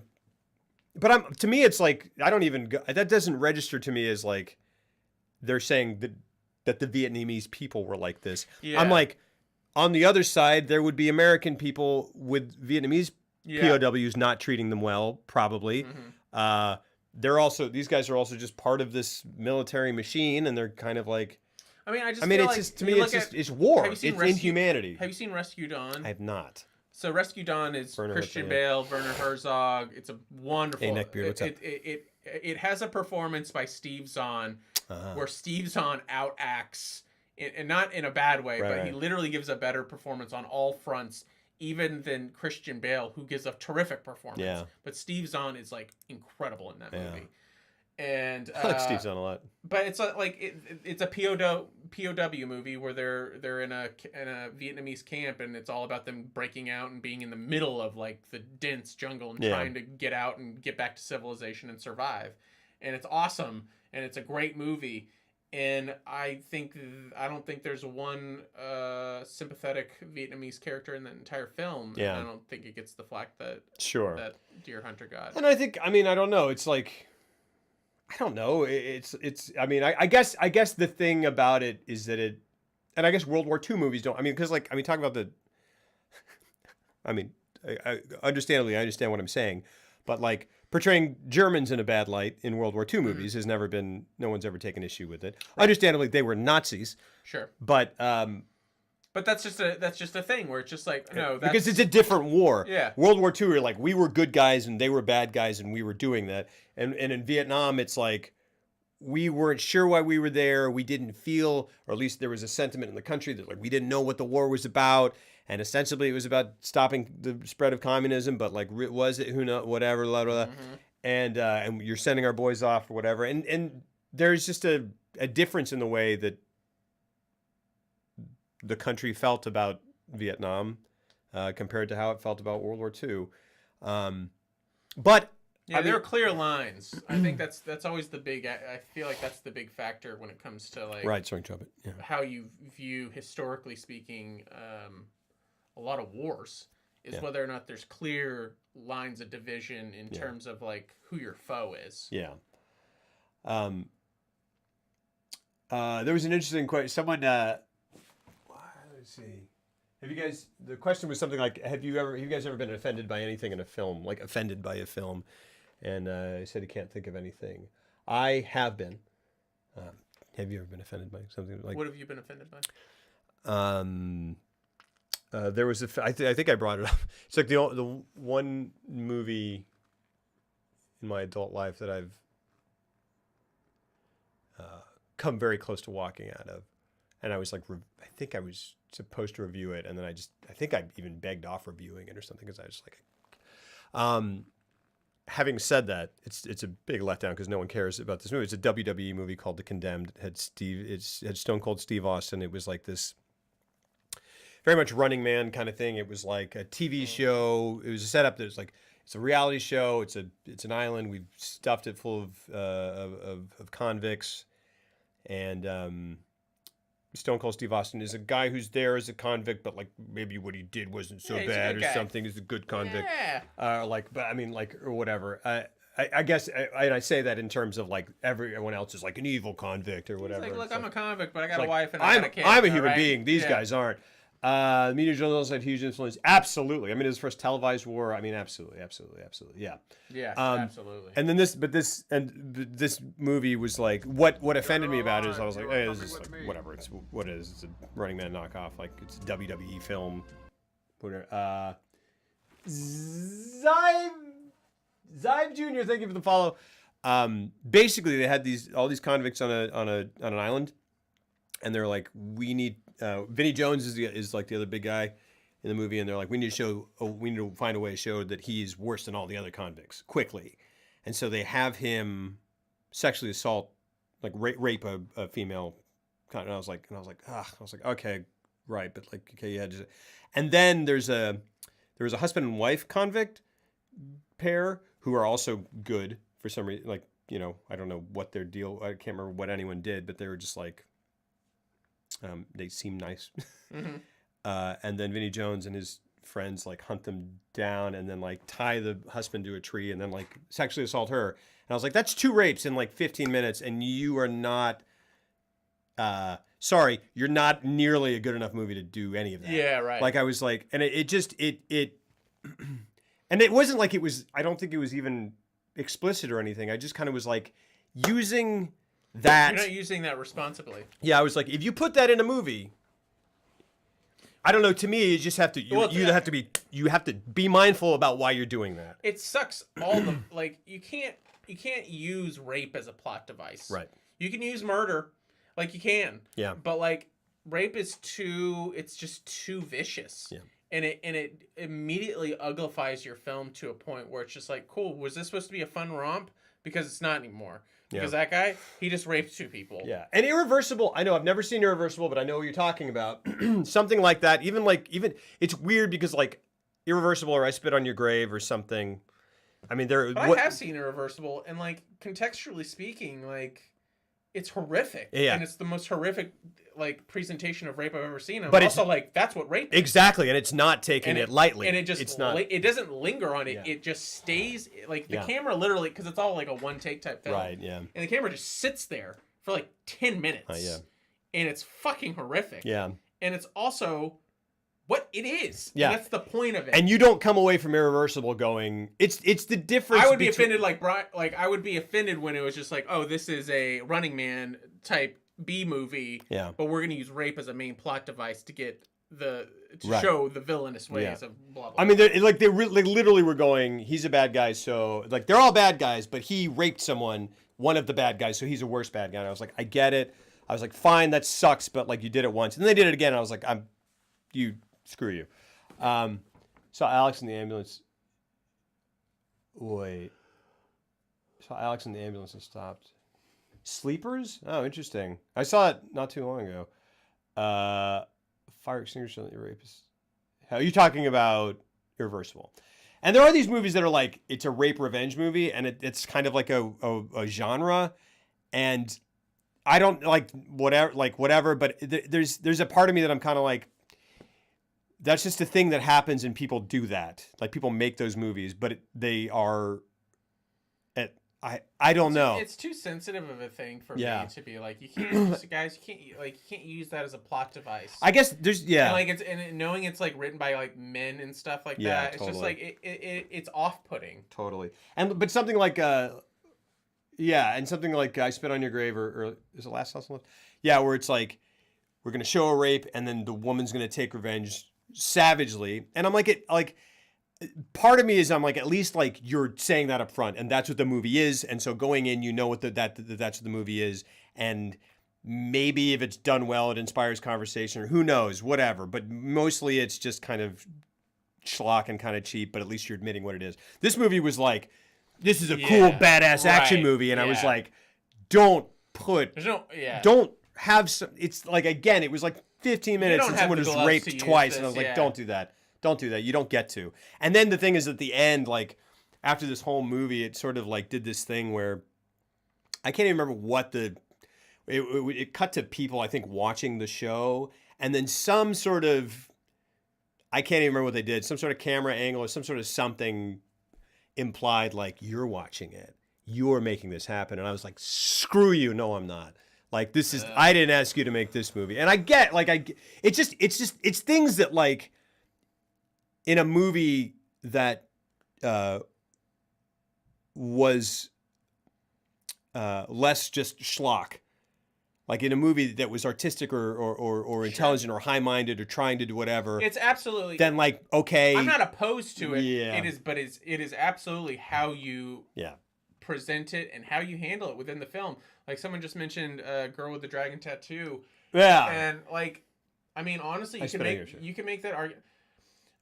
I've told him before, like, I don't even really like that movie, but I've seen it, like, I own it, and I've seen it like 5 times just because, like, Fincher directed the fuck out of that movie. Yeah. Like, I mean, he's an incredible director, Yeah. but frankly, I found the material to be way beneath him. I'm like, why are you doing this type of schlock when you could be doing something better? And, like, I get that the movie is all about that angle of it, like, violence against women and stuff like that. Yeah.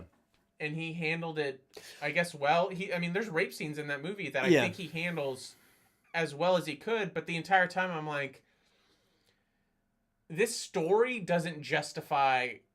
And maybe it's just, I mean, this could just be a personal preference. I'm just like, that's such a taboo subject matter for me personally. No. I'm like, maybe I don't want to see this movie. And like, why are you putting millions of dollars into this? Like, what is this? Sure. And at the very least, yeah, that's true, Art.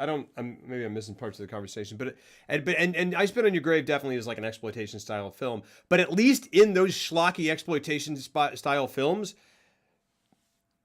that horrific act is in a way counterbalanced by the woman taking vicious revenge. These were side plots.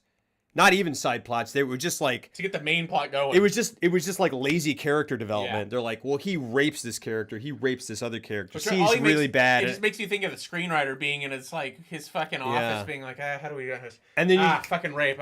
In a movie where it's all about how badass Stone Cold Steve Austin is, because he beat up this dude who's so bad that he raped 2 people, and it's like, I mean, like, it's maybe I'm not expressing myself quite, but it's just this it's a thing. Stone Cold Steve Austin movie. Yeah, that's really all you got to say. Yeah, it's like if you were watching, I don't know, man, like it's like red, I don't know, like what's it like if Demolition Man, if people were getting raped or something, it's like, what is this? You know, it's like, this is not. Yeah, we're not at the same. You know what I mean? Wolf be fun because it's Wolf Rod. If he like they cut and he shoots off screen and shoots a dog, like that's but it's like. But the thing is, like, it's not that, and it wasn't that. It was like if he off screen and shot a dog, and you're like, oh, but like, okay, well, all right, it sucks that you did that to me, but like, whatever. Now I know he's a bad guy. And then 5 minutes later, he shoots another dog, and you're like, I don't need that. Yeah, I don't need that. Stop it. Like, I don't know. That's what it was. Stop raping dogs. Stop raping dogs. It was the yikes. It was the two in a row that I just like. It was the repetition. I was like, this is lazy. You were already like, I can't believe they did that. They do it 15 minutes later. I know. It was just, I don't know. Anyway, that's the besides that, no, not really. I don't think I've ever been. I remember when I was a kid in high school. I was like turned off by The Exorcist with the crucifix. I was just like, come on, but then I kept watching it, obviously, and it was whatever. But that, in terms of being offended by a film, those are the ones I can remember. because I don't think I've ever been offended by a film. Yeah. But if I thought about it in terms of what you just said, that's probably the only time I would be offended, where I'm like, oh, you guys aren't smart enough to be handling the subject matters you're handling right now. Or they know better and it's even worse. Or it's even worse, yeah. But I think it's almost always a combo of both. Yeah. Because just because someone got a movie made, you would be shocked at I don't know. It always surprises me that some types of people, I'm like, they give you money to go make a movie? Because as a human being, you're a terrible person. Okay, so back to goodness. We've been all over the map. Side tangent. No, but what was I can't even remember what the last thing we were talking about was. It was terrible, and then we're like, and back to Russian roulette. But now back to Russian roulette again, because like that's the lesser of all the evils we've talked about so far. Well, so one of my favorite parts of the movie was I love when they went hunting and like how they presented that, and like this was the haven of like this is where his safe space type thing. It was like this was his heaven, and they filmed at like 10,000 feet, and it felt like that stuff is gorgeous. It felt like a Bambi movie. It was gorgeous with that that music. Oh, like it was just so beautiful. And he comes out on the ledge, and he's reflected into the lake, and he's got his gun. He's in the clouds, are like he just looks like he's in heaven, literally. Yeah, that's true. And there's that gorgeous. Like that second that last hunting trip they go on where it's just the kind of crest of the mountains and he's like walking and it's just the camera just kind of does this and it's just beautiful. You're like, all right, man, it's haunting and it's beautiful. All right, later, MM7. Take it easy, man. Later, man. Thank you for being here. And and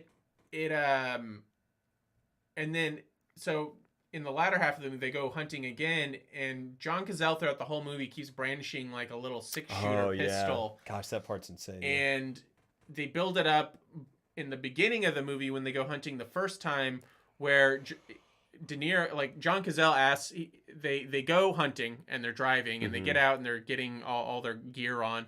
And John Cazale's like, I didn't bring my boots.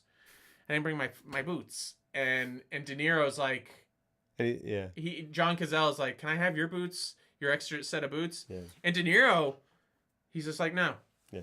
And then he won't budge on it. Yeah. For like, it's like a 5-minute scene. What do you mean no? Yeah. And he's like, you're not gonna learn.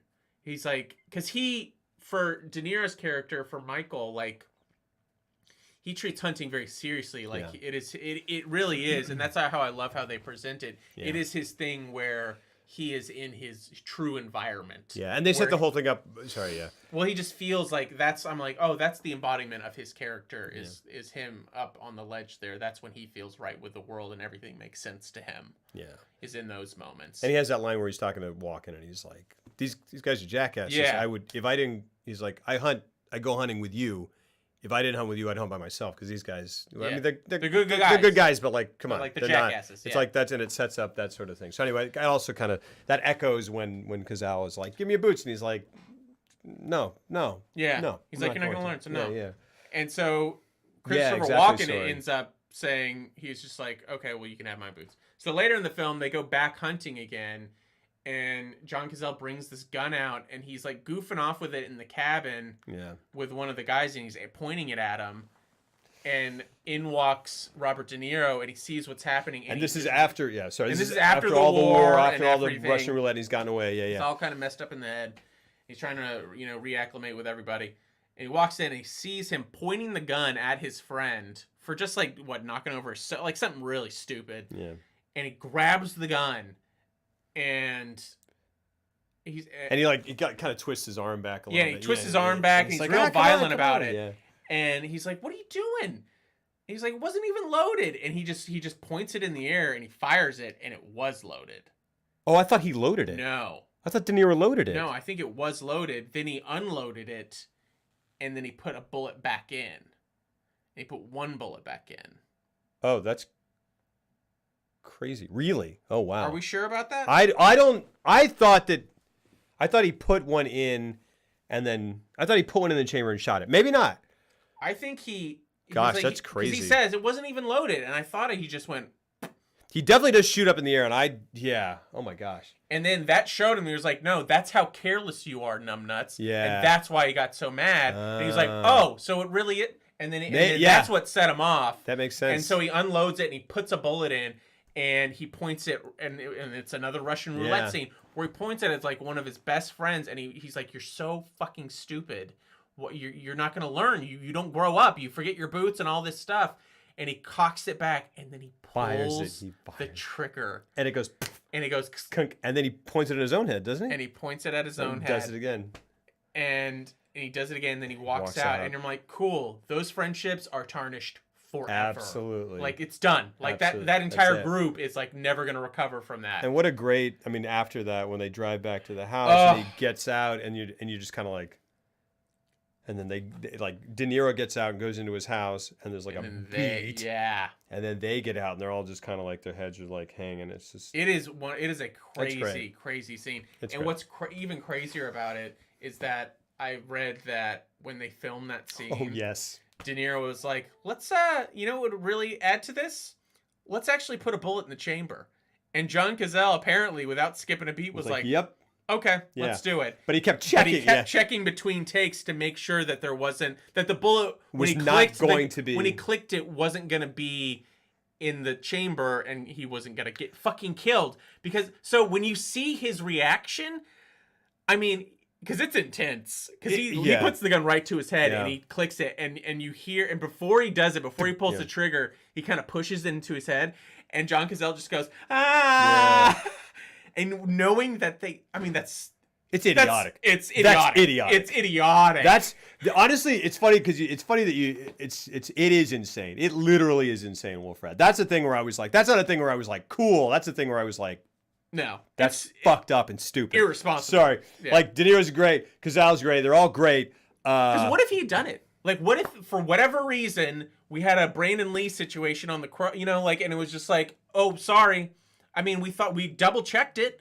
And I'm like, yeah, we triple checked it, but it still happened. And then you blew your friend away. What doesn't even make any sense? What's crazy about that scene is that, like, do you think it's real?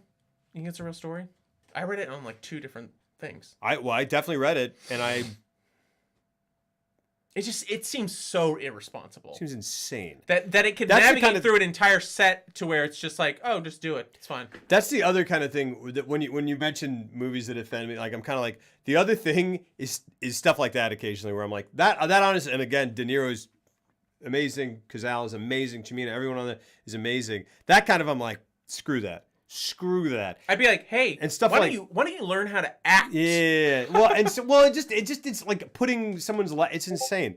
Like, and it's unnecessary. I also, like, when it was like, reminded of Brandon Lee and the Crow. Yeah, exactly. Yeah, right. Give me a Coke, bro.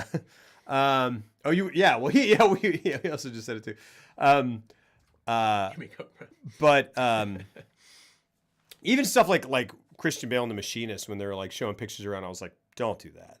Don't do that to yourself. No, that's awful. What he does to his body is insane. And he does it so often that I'm like, you do it once. Yeah. And then you get the credit, and everybody's like, you're a very serious actor, and that's very impressive. You did your Raging Bull. We're all impressed. He does it. But I mean, fuck it. I mean, if that's what he wants to do, then I guess I would. But I see him in that movie. Being his wife, like. Yeah, I see him in The Machinist, and it makes me mad. Like, I watch him, and I'm just like, he's 118 pounds. Don't do that to yourself, goodness. And then he ballooned up within 6 months to Batman to over 200. Yeah. They called him Fat Man because he gained a little too much. Yeah. And then he's playing Dick Cheney. Yeah. And he gained like. And I was like, amount of weight. Yeah, I remember watching that trailer and going like, good make. It's not makeup. It's not. It's not makeup. He just put a bald cap on. He's just gonna give himself a heart attack. His heart is gonna blow up one day. Like, you can't do that. Like, he is destroying his body. I know. Like, for real. Is it the AV? Oh, you're talking about Serene. Yeah, it's interesting, Serene. I don't know. There is definitely kind of like a sort of a, I don't know, like a. Yeah, if you're watching an old movie that's not the same style as movies now, yeah, there's like a curve that you have to kind of, I don't know, you have to get over. I'll say this though: if you can crack the code, like, it doesn't count. That's interesting. It's like it doesn't count. That's interesting. Huh. Like. Well, then you're gonna hate this.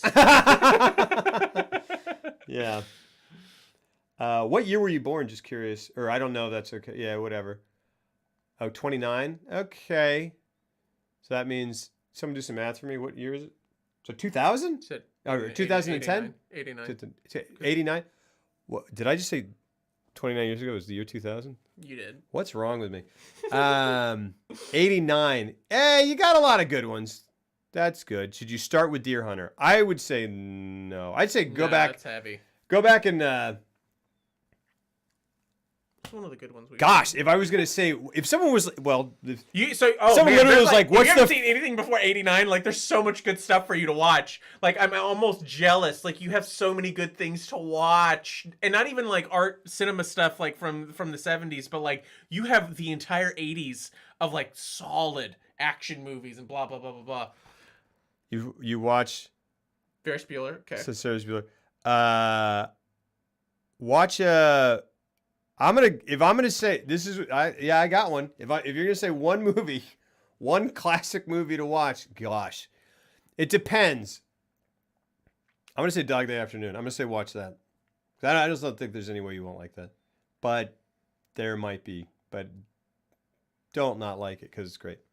Real Steel. Real Steel was not. But yeah, Soaring Trip. Like that's one of the reasons why I love TCM as much as I do. Like I'll keep it on when I'm editing. I'll just keep it on in the background, and I'll have it on mute.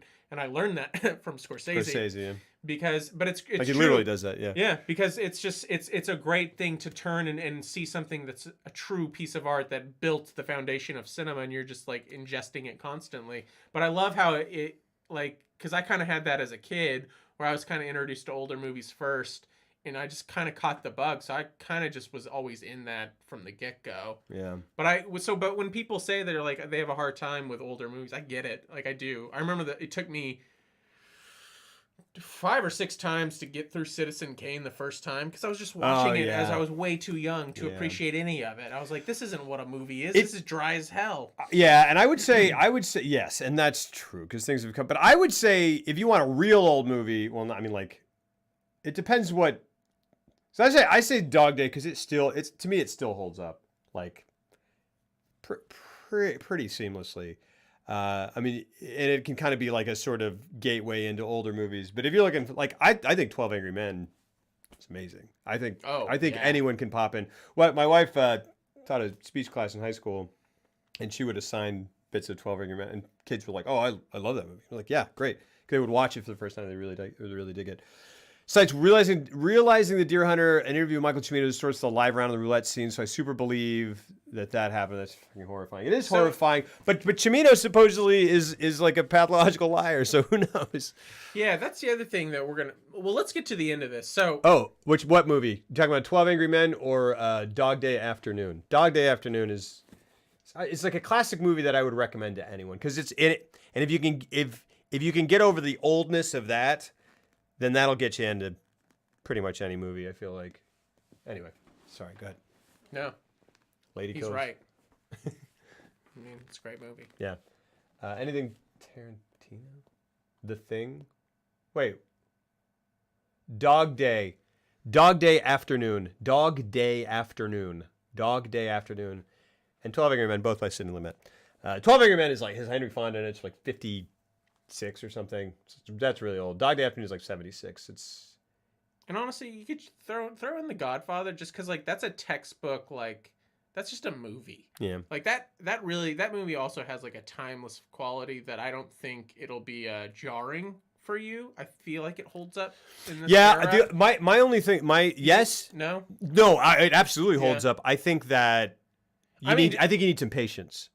Yeah. And Dog Day, I think you almost don't need patience even. I think you're probably right. Like I'm trying to think of movies that are like immediate. I'm just trying to. I'm trying to figure out exactly what the reason for why you don't watch movies before. Agreed. And like I feel like things like Wizard of Oz that has like a timeless. Yeah, sure. Just because it's like Dog Day, you're gonna love that movie, but it's also like that's a '70s movie through and through. I'd be interested. I can't wait to do it because I would be interested to see if someone doesn't like that movie because I'd be interested to hear that point of view because I just love it. Anyway. He Sorry. really does love that movie. I really do. I love it a lot. Okay, so anyways, yeah, they have this they go hunting, and then he shoots his friend, Right. Sorry. Yeah. or tries to. He pulls a Russian roulette scene right there in the cabin. Kind of bottoms out the friendships kind of everywhere. Everybody's kind of just walking on eggshells around him. Mm-hmm. It's almost crazy how receptive they are to him. Yeah. They're like forgiving. Yeah. Where they're just like, well, he was in Vietnam. He's clearly damaged. But he doesn't even go, guys, I went to Vietnam and they put me in a hole in the water and we did a lot of Russian roulette. And then I went somewhere else and there was a lot of Russian roulette. And there's something, so I got this Russian roulette thing, so that's why I did that. Because otherwise it's just like, that's insane. Yeah, right. That's insane. But I guess you just felt like war does crazy things. That's actually very true, yeah. Hey, do you want some candy from Halloween? This is my daughter's Halloween candy. We were eating it because we were saving her from it. Yeah, I mean, I use that. We're good parents. I'm a good. Yeah. What's a little raw blow pop? Yeah. Wait, raw? What does that say? A rain blow pop. Rain blow. Yeah. Anyways, it tarnishes all the relationships. Meryl Streep, who, like, throughout the entire movie, they've had this flirtatious, like, fucking eyeing each other constantly throughout the wedding scene and blah, blah, blah. She gets very standoffish after that. Mm-hmm. And then what kind of happens? Where do we go back to Saigon? He goes back to Vietnam right after that, or? He goes and sees. I think before that, he goes and sees Stevie in the hospital, which is a big scene. Stevie in the hospital, and he hadn't seen him. He didn't even know he was back from the war because they got once he saved him, they sent him to the VA hospital and you never saw him again. And then he's back stateside, and they're like, "Oh no, he's back!" And they didn't tell him; they thought he already knew. So he immediately goes to the hospital, and Stevie has lost both his legs and I think his left arm. And it really made me go, man, that Lieutenant Dan thing in Forrest Gump is so great, because in this one it's just like, man, his knees are in that box right now.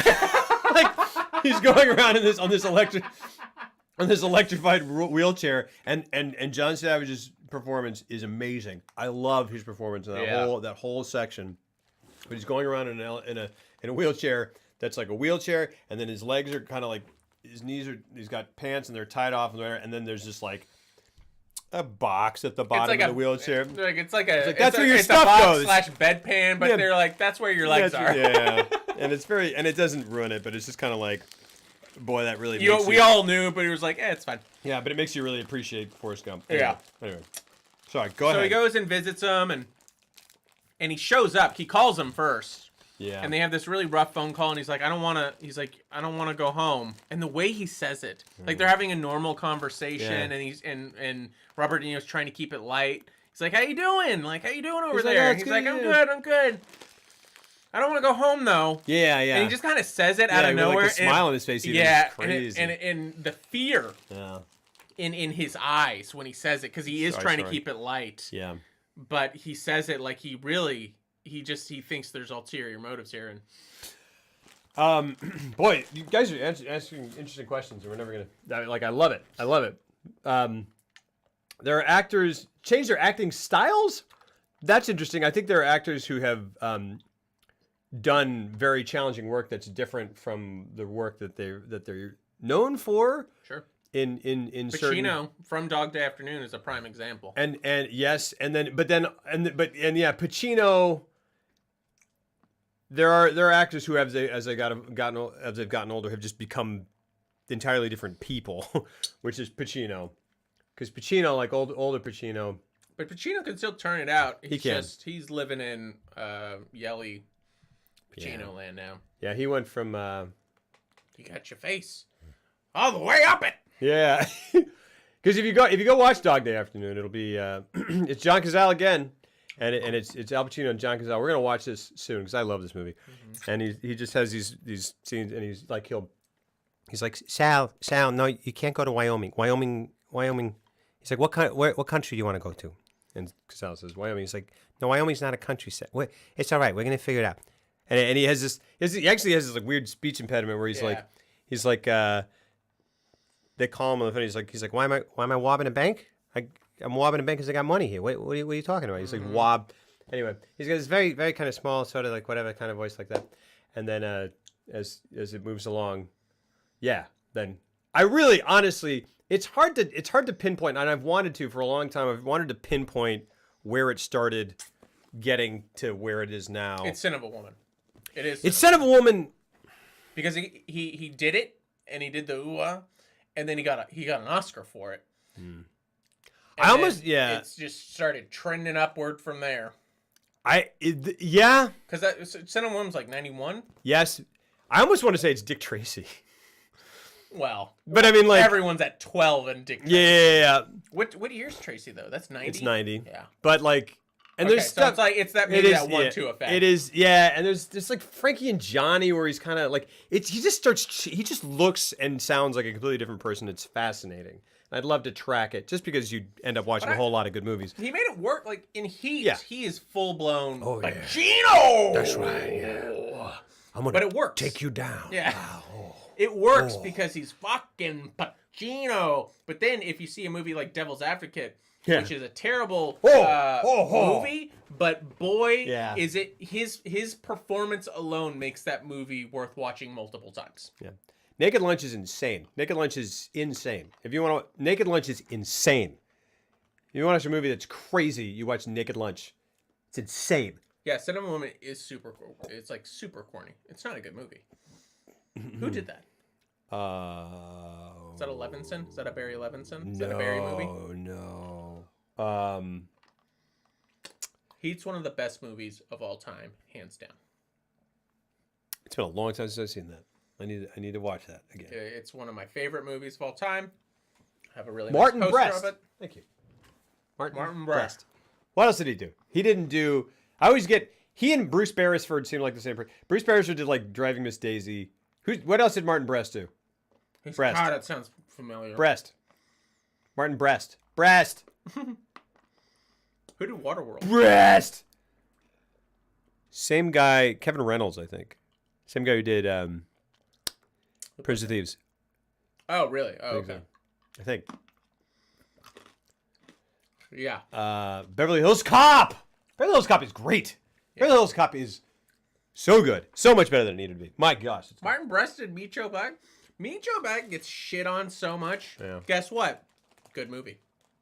OG Mad Max. No, OG Mad Max is George Miller. All right. Unless you're just saying, what about Beverly Hills Ninja? Sure. I don't really remember it. Yeah, you want to just get... There's good candy in there. Yeah. Take chocolate. Should I feel bad? Should I feel bad? I thought you... We're trying to keep it from her. Oh, but this is her candy? Like, you're still giving this to her? Not really. I mean, I'm still gonna eat this. Yeah, no, I know. We're trying to like, if she forgets about it, that's great. She's a kid. She's not gonna forget about it. She's like, where's my fucking candy, you Nazi? We don't want her to eat candy. We have ice cream. She ate some ice cream. We try to make her forget that we've got ice cream. We're keeping ice cream from our child. Can you imagine, like, do you just look back at your own This is childhood? archived. She's going to see this when she's 25. She's going to be like, you son of a bitch. But I'm sorry, like, honey. when you're a kid and you're like, I wonder how much of, like, the shit they took, like, my parents took away from me that they just went in the... Like, my parents said when they bought us a Nintendo for Christmas. And, Definitely kickback. Yeah. And they played it. They said they played it for a solid month before Christmas, every night after we went to bed. And I just found out about this 2 weeks ago. Oh, that's sadistic. And I was like, you had it? He was like, we bought it in November. We bought it right after Thanksgiving because we knew they were going to go fast. Because it was like when it first came out. We knew they were going to go fast. So your dad went at like 5 in the morning to Toys R Us and he got it.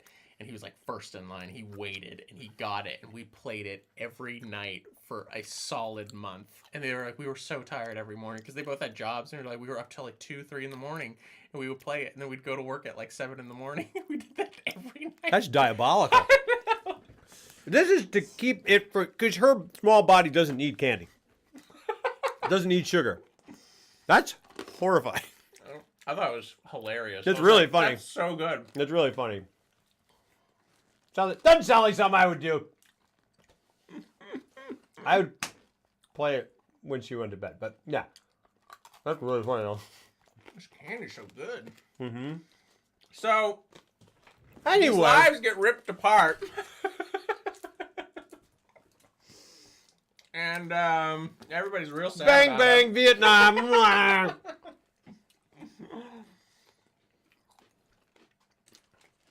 Hefe. Was this NES? That's NES. That's a good one. This was original NES. So this was what was NES? 89? 85? Oh, It couldn't be 85. couldn't. I was alive. I was born in 86. Okay. Oh, then they must have meant. Oh, Super yeah. Nintendo? I'm sorry, Super Nintendo. Yeah. Super Nintendo was like 91, I think. Yeah. Okay, that's what it was. Super Nintendo. Sorry. Yes, Serene, and that I've got a thing to say that relates to that. Anyway, This candy just like lighten the mood up. yeah. We've gone through here. We've kind of gotten away from like giving a blow-by-blow plot synopsis, and then went back to it for the 3-hour effing Deer Hunter. But that's kind of important. Let's jump to the end. Yeah. So, Michael goes and sees Stevie. Mm-hmm. They have a Good, very Bush. How are you? emotional scene. He surprises him. He's like, "I'm not going. Mm-hmm. I'm not going back." Mhm. And Michael's like, Robert De Niro's like, "You're going." Mm-hmm. But when they first greet each other, Mm-hmm. it is so sad. And Robert De Niro said that was the most emotional scene he's ever filmed in his life. I was trying to find footage of that, of his saying that. I wanted to hear more about that, but I couldn't Me find too, it. because I can understand it though. Yeah. Because he's having, and the way he plays it in that scene is so beautiful. Because he greets him and he's all smiles, Mm-hmm. and then he hugs him, and the camera's on De Niro's face as he's like going in for the hug, and he's all smiles, and then he hugs him, and his face, you just see it on his face, because his smile disappears, and it's only for a split second, Yeah. and he's just like this, and then he comes back out, and he's like, "Yeah, you look good. You look good. All right, all right." Yeah. And Yeah, he's trying put to that get strong face. Yeah, he's trying to keep it light. And but anyways, he ends up convincing him, and he brings him home, and then we're just gonna jump ahead. He ends up going to find Nick, and he goes back to Vietnam to bring Nick home. Yeah. Or to at least see if he's alive. Yeah. I want to see De Niro like find that interview with De Niro. He's like, yeah, it was really very most emotional scene for me because John Savage died after that movie, and people were like, no, he didn't die. And he's like, no, yeah, he did. And John Savage is like, yeah, I was. You guys just had better careers than I did. I didn't disappear. I was in Hair, you asshole. And he's like, you alive? John, you're alive? No, It's like you should have had more Russian roulette scenes. I would have killed you. That sounds like I'm trashing John Savage. I think he's a really good actor. He's one of the best parts of that movie. Yeah, he is amazing in that film. He's and I wish stunning. I'm really trying to make the point that the Hollywood machine, man, is crazy. It is. It's crazy. It is. Who gets, Who gets to go? who gets, doesn't? I mean, like, why? Come on. He was in Hair. I played the same role as he did in Hair. I never seen Hair. I was in a community college production of that musical. Cool. Thanks. I felt like that was the appropriate response to that. No. I'm in it, and I was like, "That's really cool, man." I'm laughing because I'm appreciating your graciousness. That's a cool thing. To say anything besides who cares and why are you talking about it? Clockwork Night. Well, I've seen it. So he goes back to Vietnam. Hey, you want some Smarties? We're talking about Vietnam, and Those Smarties are so good. Smarties are good, man. You just get some Smarties. I already had one. Get some- I had a some more full Smarties. sleeve of Get some more Smarties. Smarties. Get some more Smarties in you. Come on. All right, pop up too. Come on, I there you need go. them. I need them. All right. Those aren't Smarties. They're definitely Smarties. Oh, not your Canadian Smarties. Smarties Is are it something bigger? different in Canadiana. Are your Smarties like the size of Not my Smarties. Alka-Seltzers. I don't know. Smarties are Like a different than... Mentos. They describe Smarties again. We're just all off the deep end. What are Smarties? Oh, they're chocolate. But describe them because there's something else here. So in Canada, Smarties are chocolate. I can't live in Canada now. But they're not. But they're not this. They're like chocolate. What? Compressed powdered flavored sugar. That's what they are in the United States. In Canada, however, Boy, isn't that weird? candy coated chocolate M&M looking things, but a bit flatter than it. That sounds fantastic. So M&Ms, But squished. where the angle of the curve of the is just slightly less, and they're called Smarties. But you got free healthcare, so you know, you got. Go Canada wins. Chocolate, different color with an S on them. You talking about Skittles? No. All right. Look. We're all hopped up on candy. Look. He goes back to Vietnam. Yes. Robert De Niro. He goes to find Christopher Walken. Yeah. He's like, where is he? He's like, he's searching all through the city. The city's on fire because everybody's leaving. The Vietnam War's just ended. Uh-huh. And like, it just looks like hell on Yes. earth. And it's beautifully photographed. It is. And then he goes through the back channels to where everybody was. Because apparently you can just go to the U.S. Army and go, hey, my friend's in Vietnam. Will you fly me over there? Yeah. You can, apparently. I mean, if you could Go do ahead. it. Remember in Independence Day when Will Smith was like, he's like, I'm going to take this helicopter Yeah. and go find my family. And that guy's like, get out of the. And he's like, if you're going to shoot me, shoot me. Yeah. And he goes, Good point. it's a good point. I'm glad you said And then something. he takes the helicopter to go find his family. Yeah. but he arrives like escorted by like a general. I don't know. But anyway, whatever. Yeah, he does. Yeah. Because he's a war hero. I don't know why he I gets don't know. to go He find. looks like a war hero. He's got all his regalia on. God. He goes and finds him at the Russian roulette place where they were Yes, at sir. earlier, and ultimately he finds him. Yeah. They have an argument where he's like, "I'm taking you home." Mm-hmm. Walken's like, "I ain't going nowhere." It's very emotional, and then Walken's like in a daze. he's in a complete daze. Yeah. But it's very emotional for De Niro because he's just like, he barely recognize. It's like he doesn't recognize him. He certainly doesn't acknowledge his existence. Yeah. And these guys, remember, are like best friends. They're the two friends in the group of friends who are like, but you know, we're friends. Oh, and I should say, the reason he goes to Vietnam is because Christopher Walken, has been sending all his winnings from Russian roulette Oh, right. To John Savage. to John Savage at the hospital. And he's just like, right before they leave, he's like, hey, do you know who's sending me all this money? It was actually a weird, It is. like, just kind of like, oh, we got to get him over there. Yeah. But- yeah, kind of. But it's interesting that you bring that up. Yeah, I got more candy. Yeah. It's interesting that you bring that up because that implies, of course, that he remembers everyone Yes. and like knows enough to like. He does. And Have that's kept up why with- it's brilliant how he played it, because you can tell he does. He's just like, he's so far gone in his own his own head. He's like, I'm beyond saving here, guys. And so De Niro's like, look, if you're going to, because he's like, no, I'm going to go do this. I'm going to go sit down. I'm about to play. And De Niro's like, if you're going to play, you're going to play me. And he takes all the money that Walken had been sending home to John Savage. He brought it with him, and he's like, he gives it all to these guys who are running the Russian roulette place.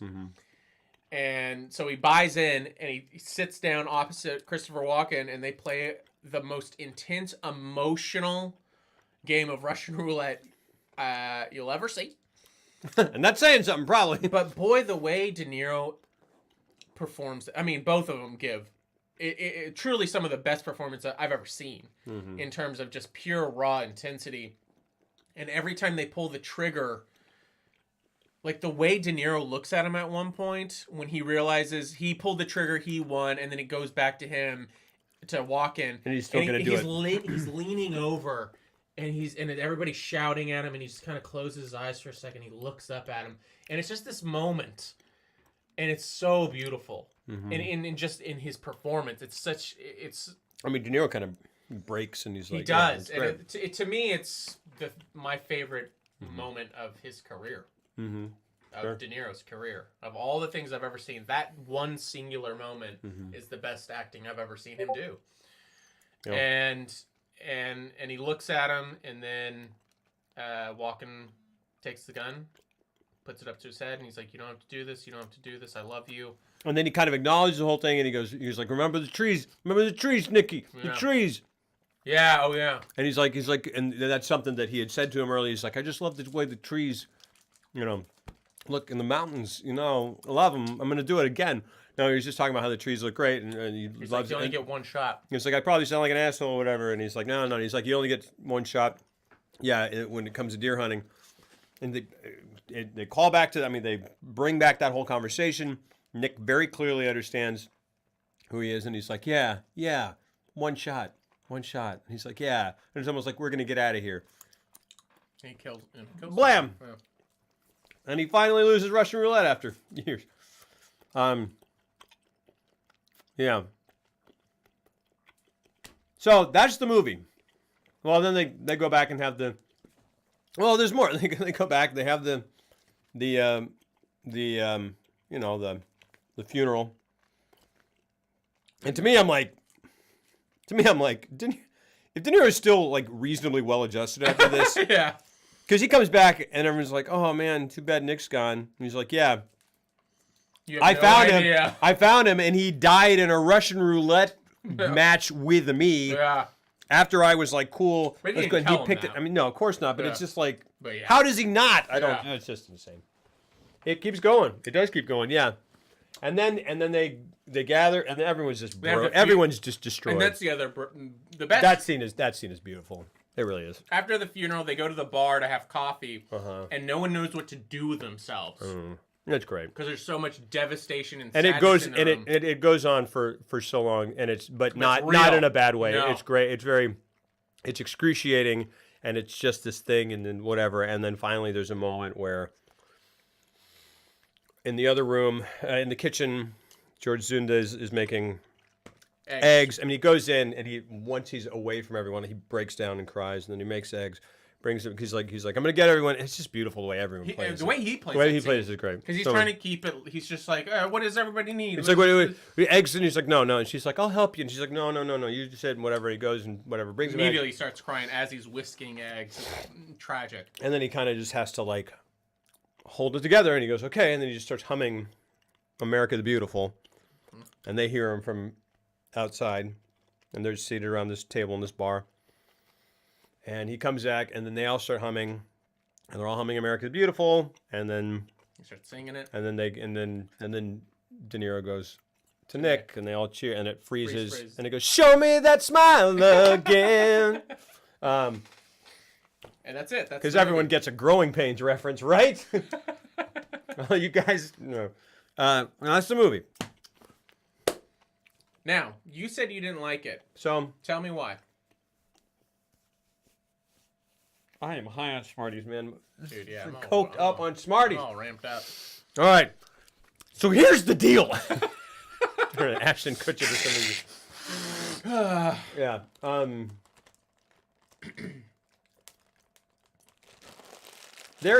The performances are fantastic. Yes. That scene at the end, that scene before he goes into the kitchen, all is beautiful. A lot of the cinematography is beautiful. To me,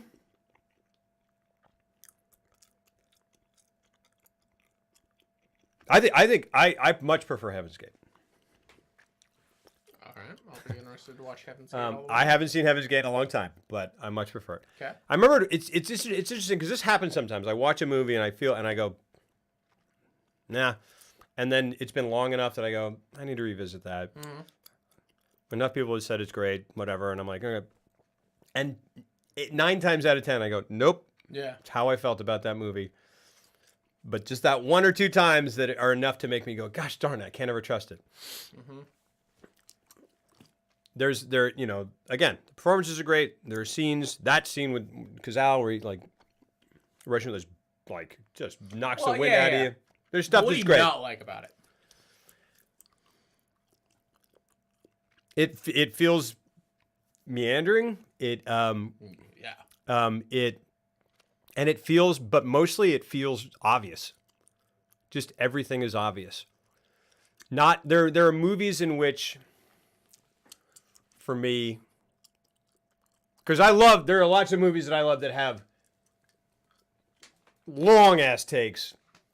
I love A Ghost Story, which has a scene of Rooney Mara eating a cake for 9 minutes. Yeah. But the things that they're holding on, it's just not connecting with me. And maybe part of it unfairly is like going into it knowing it's 3 hours. Mm-hmm. And then I go, what? And it just... Let me ask you this. If the wedding stuff was cut down to a No. manageable size, would you still feel that way? No. I mean, yes. It's not... It's just like... It's all over for you. Yeah, it's the Across thing... the whole film. And it's... Because it's not just... It's not that it's long takes. It's just that everything is obvious. Everything is obvious. Everything...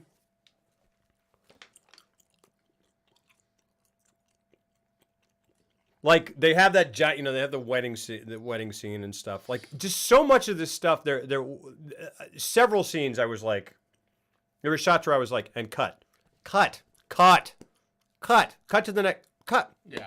And then I get to that scene. I go, we could have started here. Yep. We didn't need that. Yeah. And it's not the thing. And the thing is that makes it sound like people, like because you could hear that and go like, oh, you just don't have the context, the attention span for it. And I go, no. When that happens in a movie, when I start doing that, that means the movie's not. I'm not connecting with the movie. It's not. There are other movies, Jesse James, stuff like that, where it's just like long takes, and I'm like, it's riveting. Give me more, because I don't know what you're gonna give me. Right. And I can't wait. First Reformed, great. Like just, right. But it's like, that whole. Like there literally is like 5, 6, 7, 8 minutes. Well, I don't know that they work at a steel mill stuff at the beginning. I'm like, okay, I get it. Okay, you're establishing it. Okay, cool. They're walking. Yeah, they're saying stuff. He goes, and then Christopher Walken makes some off-color joke, and I go, I get it. You're trying to establish camaraderie. Cool. I'm not buying it yet. But maybe I will. Whatever. I don't buy it till like down the line, and I'm like, okay, here we are. Start with that, or whatever. And it's just things where it's like Robert De Niro shows up, having asked the cabbie to drive him around. He shows up the next morning, having spent the night then he goes and he's peeking and he's watching people, and I go, okay, and he walks down. It's a wide shot. Walking down, and he's walking, and I go, I get it, I know. It's just he does it so much that, and on things that don't seem to have any meaning to me. Right. It doesn't. It's not efficient editing. You're just like, get me to the stuff that matters. Yeah, it doesn't increase the impact. Sure. Like if you give me a long enough take. Right, you start going boom, like you show me something, and you're still showing me, and then you're still showing me, and then you're still showing me, and I go, this is a long take, and then I go, why is it a long take? What is this telling me about the character, or the film, or the theme, or what's going on right now? And far too often, I'm just kind of like, in this movie, I'm like, yeah, Blitz is saying it sounds like you largely disagree with the pacing, and that's a totally valid criticism, and it absolutely is, yeah. But it's not even, the thing is like, but you're saying it's pacing also is pacing is one but thing. It's also obviousness of. Yeah, because it's just Now, stuff do like. you think that there's that this is the movie that set the precedent for all those cliches that came afterward? Because that's kind of how I took it. It's possible. What you mean? What? Well, knowing that it was the first Vietnam movie, I'm like, okay, so I get, because I know what you're saying. It's like, oh, the damage, but I'm like, well, this is the first one that did it. No, and it's not that. There's a lot of stuff where like that stuff doesn't impact me as much. I watch that roulette scene and I go, that's a really good performance by Christopher Walken. Yeah. That's a really good performance by Robert De Niro. But I'm like, interesting. I'm just like, really good. Really good performance. Really good performance. And I'm just like analytical about it. But you didn't buy into their relationship. Because I did. I bought their relationship. I bought their relationship. That's what this time around.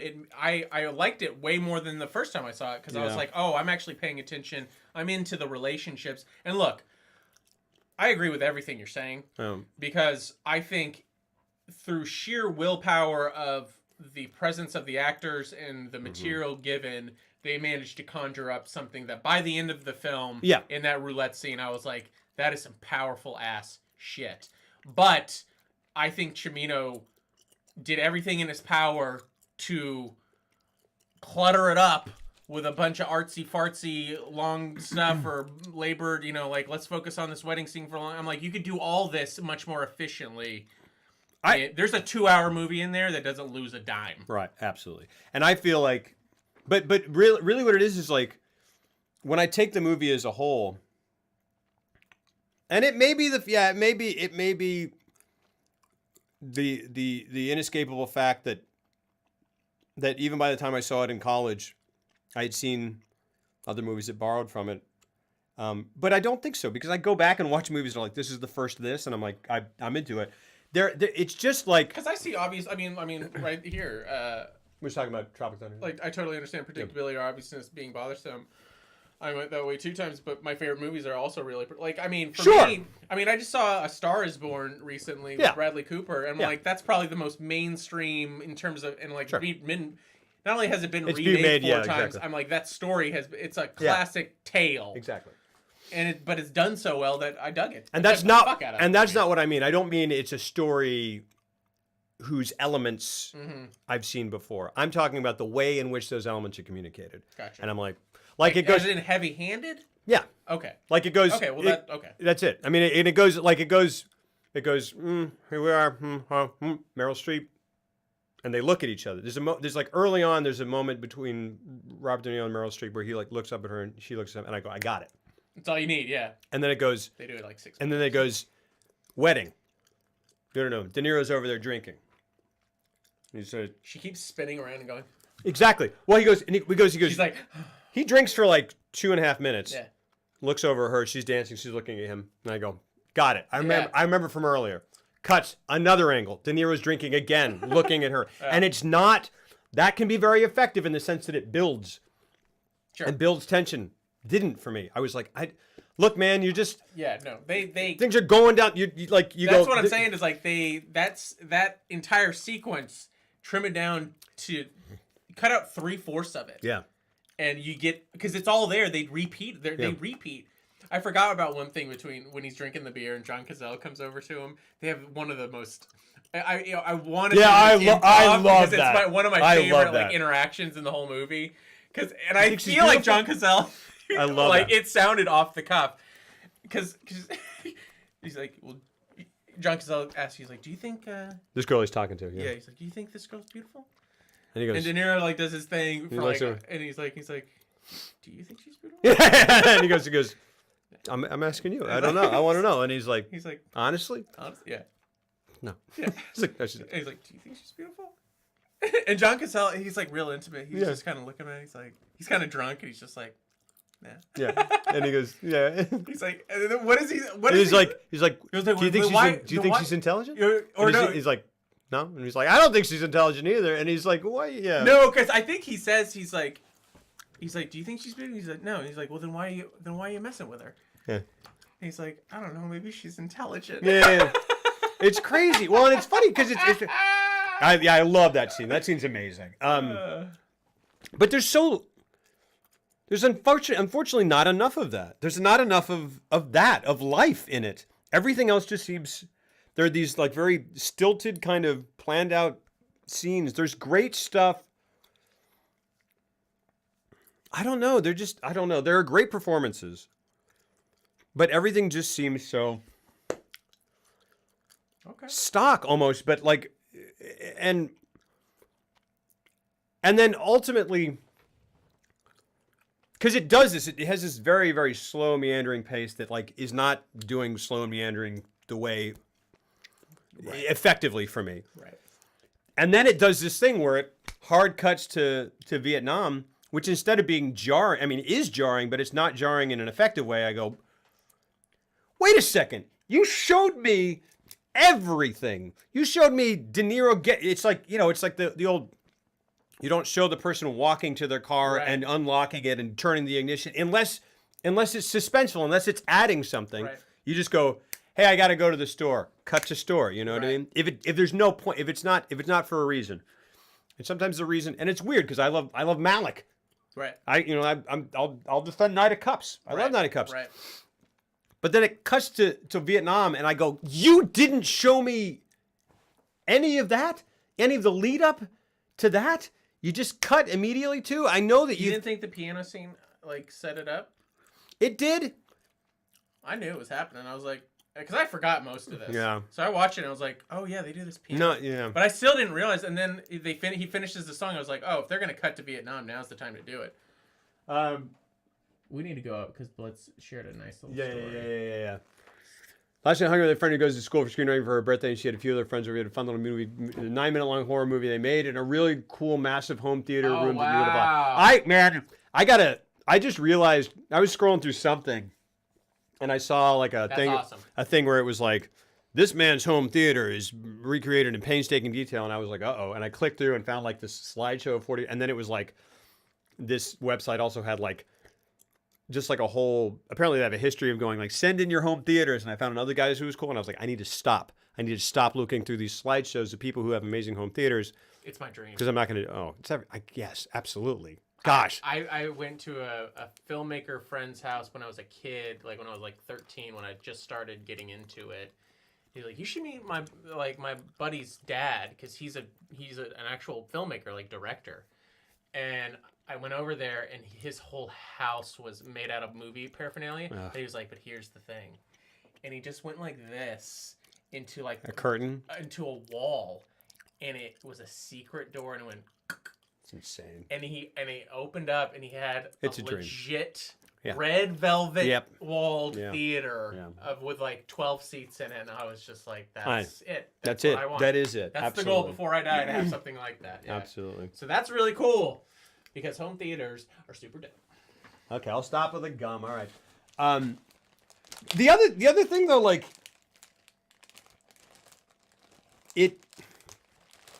because it cuts to Vietnam and all this stuff, and then it literally, to me,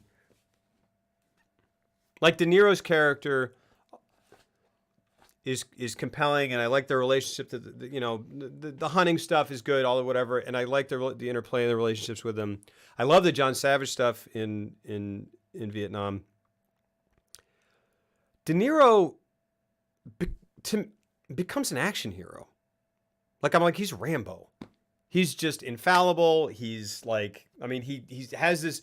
He's like Bruce Willis, and he's like this thing. Like, to me, it's like, I mean, he literally does. I mean, and he goes, he comes up with this plan. It works because these long take, like, linger with them, let life happen movies also have this sort of adherence to realism, and like small things happen instead of large ones. And it's kind of trying to be that, but then De Niro goes, we're gonna put 3 bullets in the gun. We're gonna load it up, and then he Dirty Harry's his way out of there, grabs them, whatever. They get on this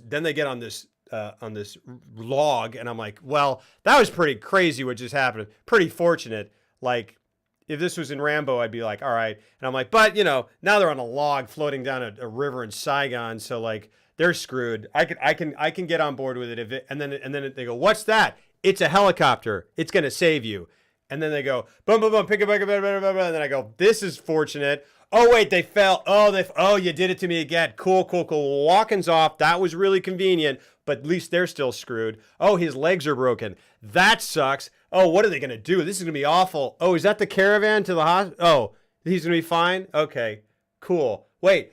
Where did De Niro go? Oh, well, now we're in the hospital. Oh, that's walking? Okay. Well, how's he ever going to run into De Niro again? Wait, there's Russian roulette. There's a Russian roulette club that he wandered into. Okay. Well, wait, De Niro's there? Wait, what? Like, it just turns into this, like, to me, it's just like bam, bam, bam, bam. Like, that's why I don't really. It is a Vietnam movie. It's one of the most famous Vietnam movies. Yeah, it is. But it's not a movie about Vietnam, which is why I was like, it's not. Oh, we're trying. I almost appreciate. I was like, oh, when it went from the firebombing the village immediately to the roulette stuff, I was like, I did not expect that. Sure. And I was like, and thank you. Really? Because I was Yes. like, how did they get captured? How did whatever? I loved it. I didn't need it. I was like, cool, done. And then they got out, and then they were like, cool. And I understand what you're saying. The helicopter shows up, very convenient and stuff like that. But it was like, let's get them through this so that we can get back to the reaction. The emotional effects of this. Yeah. And I felt like they did everything within that very, very well, to where I enjoyed all of that. But it does feel truncated. Yeah. Especially, and it's especially curious because you have this bloated first third. That's what I'm saying. That's crazy bloated. Yeah. Which I understand the intent of, like, I want. When you watch it, you're like, okay, if I'm understanding his intent here, he is literally trying to observe life. Yeah, I know. Yeah. And that's the intent. Still could have trimmed it down to a manageable degree, though, because then he rushes through the midsection. He definitely does. And I agree that he does rush through it. But for me, I enjoyed enough. Like, I was into the characters and the emotional effects of it, that I was actually ready to see the damages of it and see where we were going to go from there. I didn't want to see the action stuff or blah, blah, blah. Thank you, Soul of a Brave Warrior, for the follow. I get you. But for me, and I understand the observing life. I love movies like that. Mm-hmm. But the movie has to convince me that I'm observing life, and it did not. You're right when you say that he became an action hero. Because that's true. For the rest of the movie, he's just, I've been through some stuff, but I'm still pretty. I did one crazy thing, but I'm still, I'm still the Rock. I'm still the Rock, and it's like, and I'm like, have another good scene though when he first got into the hotel, the motel room, and he just does this thing. He's trying to sit, yeah. And then he ends up sitting on the floor in that position that, like, he was in the hut, And it's just like, that's nice. I didn't even notice that. Yeah. But I don't know. Like, but it works. Even though I absolutely, I agree with you. Yeah. Because it's true. And but I guess it still worked for me.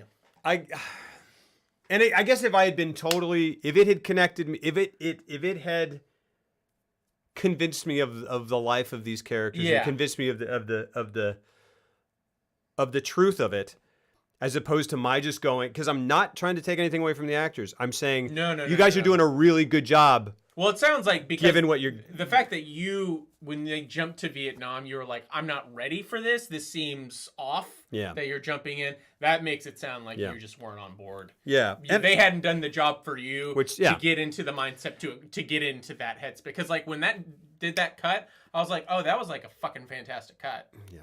I get it, and I know. It's like that Lawrence of Arabia. Yeah, it is type shit. That's exactly what it is. Yeah. That's exactly what it is, and I would be very surprised if it wasn't inspired by that, actually. Because in retrospect, like when it happened, I go, oh, I realized that's what they were setting me up for. But you weren't there for it. But at the same time, I know that feeling in other movies where I'm like, oh, you want me to be at this place now, and I'm not there. You didn't do the job, so now I'm not going to be able to enjoy the rest of this movie. Well, but it was compounded by, like, you had so much time to get me there. You took so much time to get me there, and now you're going to rush through this? You're going to rush through this part? Yeah. As opposed to that? And and then it just, like, it just came off. To me, it feels like a Rambo movie that someone would, and this is mean, but it's like, it feels like they had Rambo, and then they're like, go back and, like, make it like a real movie. Yeah. And they're like, well, I guess we'll pad it out here. Like, we'll add like 6 seconds to when he's walking. Like, I mean, it's like they're like, okay, we'll do all the Russian roulette stuff, but get good actors in there. Yeah. So that we can actually feel the weight of it, and it's not Stallone doing his Stallone thing. Because you're right. Because, like, I've watched Rambo, like, and I just watch Rambo 2 frequently enough that I'm like, yeah, you're right. Like, I mean, in terms of, like, beats of, like, oh, action moments, and then, like, oh, yeah, it could all fit in a Rambo movie easily. Yeah. Especially not the first one, because the first, like, have you seen First Blood? I haven't. First Blood's fucking awesome. Yeah. And it's like, people are like, oh, yeah, it's like the war. It's like, it's not a war movie. he kills a bunch of people in a town. Yeah. Like, he goes after a bunch of police people who are trying to get him. Like, he's back from the war. Yeah. Like, that's the whole thing. And he has Yeah. this amazing monologue at the end that he actually does really Yeah. well. I think he's a great actor. And it's great. Yeah. And then somewhere between that and then making Rambo 2, They're like, Rambo well, we need to 2 make it turns bigger into and an action Yeah. extravaganza Yeah. that is, because like the first one's tragic. It's like really sad. Yeah. And then the next, anyways. Yeah. No, but like it's this movie like sold me on these characters enough. That midsection,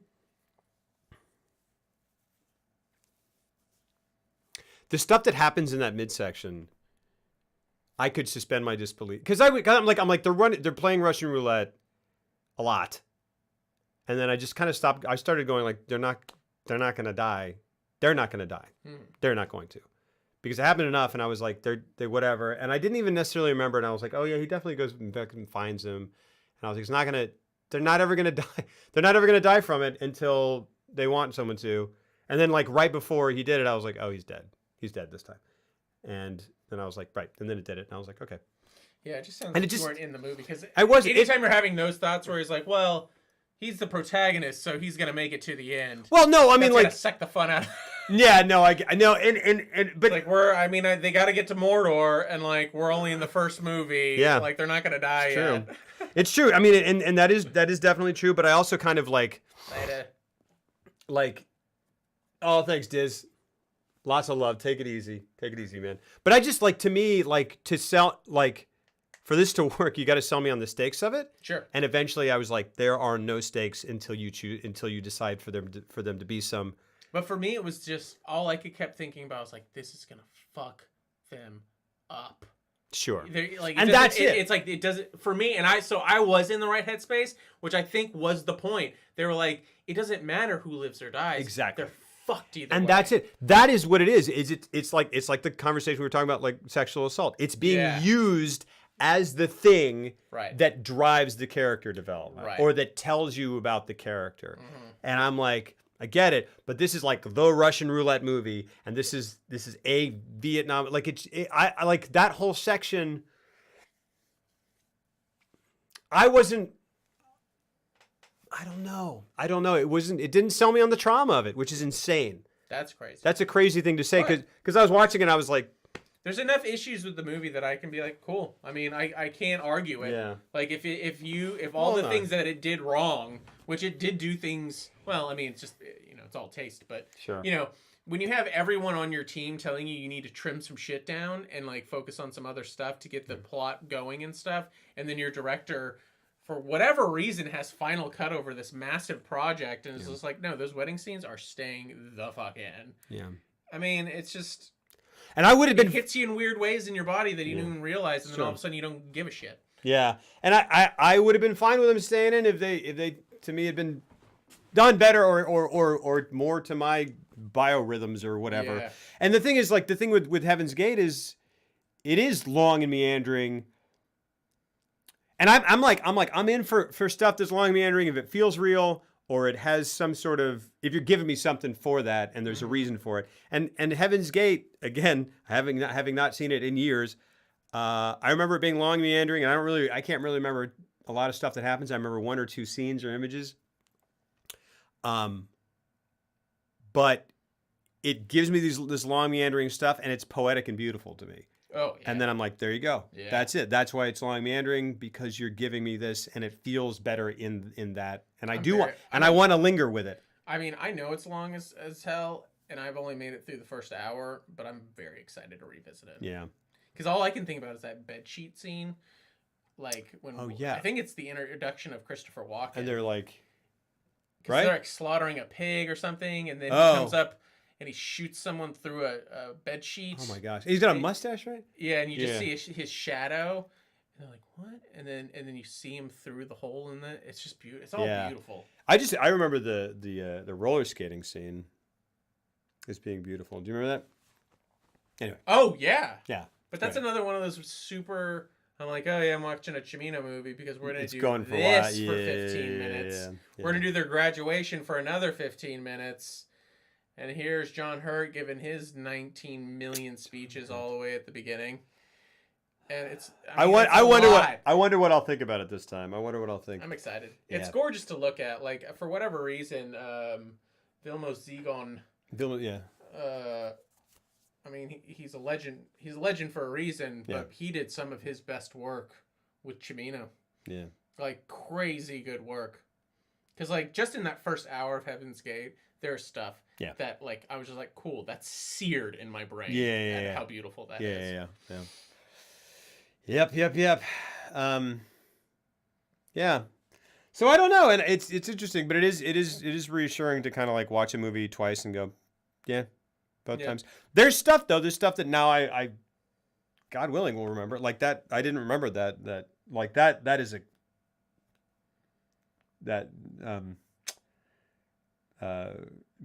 doing it on Kazal, and then the the Russian roulette thing on Kazal. Yeah.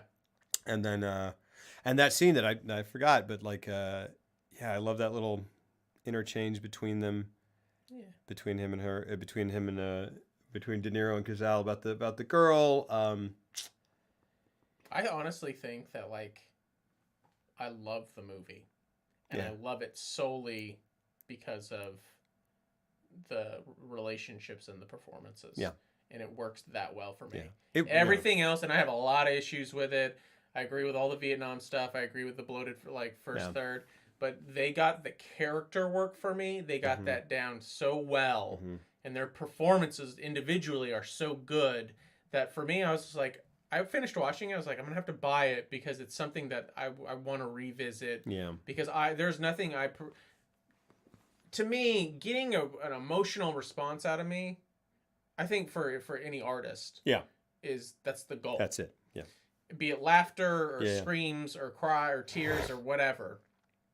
And that movie, and it takes a lot to get that out of me.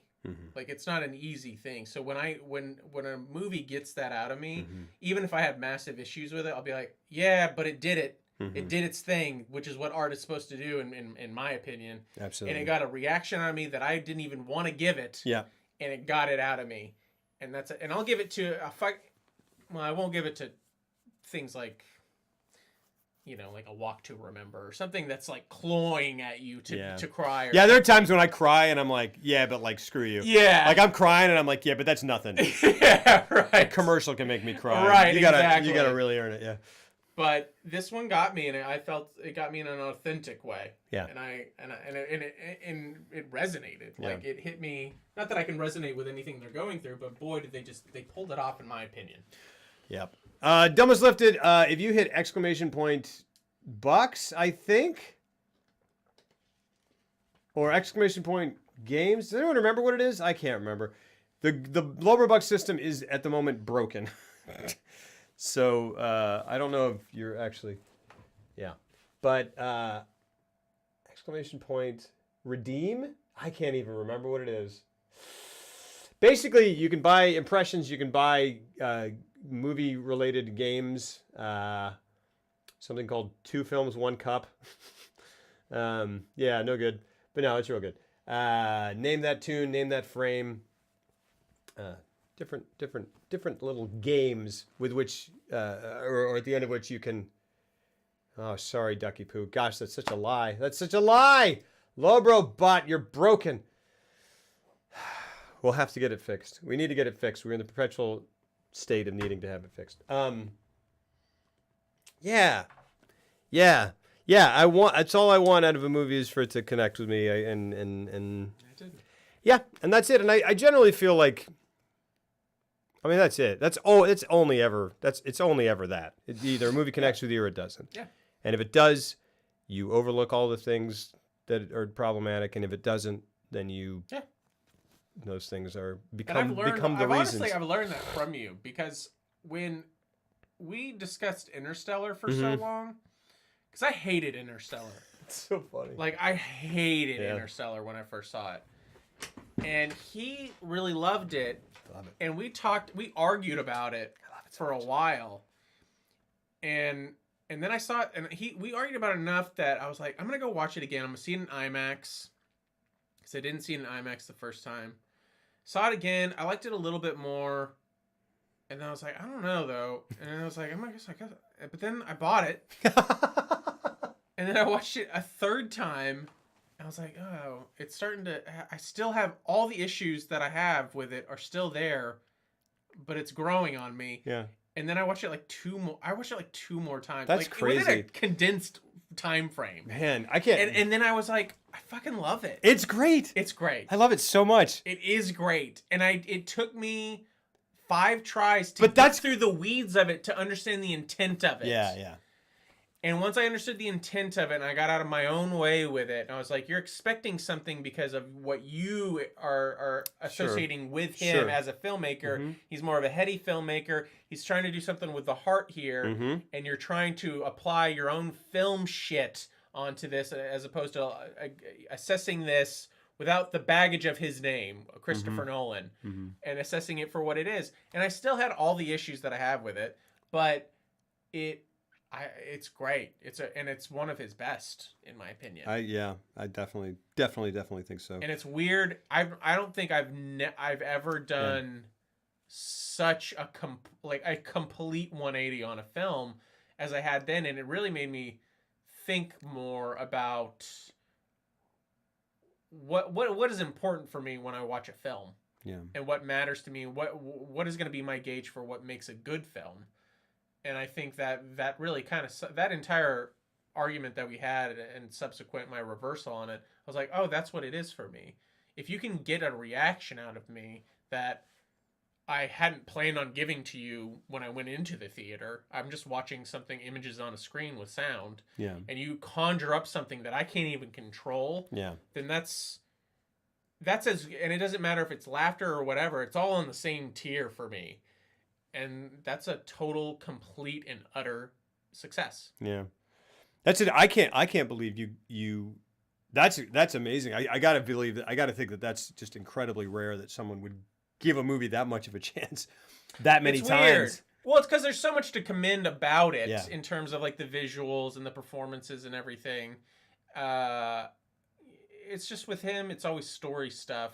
Sure. And me I love thinking Interstellar. stuff's cheesy or something. Sure. Or Anne Hathaway's stuff is a little too like, I don't need a monologue about how the importance of blah blah blah blah, but it doesn't take away from like the scope and ambition and how much it does right. And how much, to me, it was so, and it's because it was from him that it was such a risky move. Yeah. Because people, like you said, went in expecting like, because Nolan is like, or was previously like the king of cool. Like he's just cool, and then like, and then also just like really awesome, like really cool, twisty, intelligent, like unassailable, like stories and that just go like, oh, twisty, oh man, I'm gonna go for a ride and it's gonna be awesome, and everyone's gonna be really wearing a really cool suit and it's gonna be awesome. Yeah. I mean, that's just Inception. But like, but that is like I call him the master of momentum. yeah. Because he's always I usually have a lot of issues script or story wise with him, but he's so good and he's such a talented filmmaker and such a talented director that even in like Dark Knight or Dark Knight Rises, where I'm just like, well, what about? And he's just like, don't. It doesn't fucking matter, because guess what? We're gonna keep moving, and he uses momentum, this forward driving thing. Like there was a sense of dread in the Dark Knight that just kept increasing over the course of the film. And it was just like this train heading to a destination that was, led by the Joker and all this stuff. And he did the same thing in Dark Knight Rises. And I didn't like Dark Knight Rises, and I know you did. But at the same time, I still have watched that movie 3 times. Yeah. And it's just like, he's just a master craftsman. He is. And even when I have issues with stuff, there's still a lot to like. Yeah. You know? And I just and Interstellar, what made me love it and really kind of, because The Prestige is amazing. Well, and to I me, love that's The his Prestige. best movie. And it always was. And then I really loved The Dark Knight Rises. It's hard to put anything above The Prestige. And I think The Prestige is maybe tighter. Yeah. Oh, and I don't know. Like I think that there are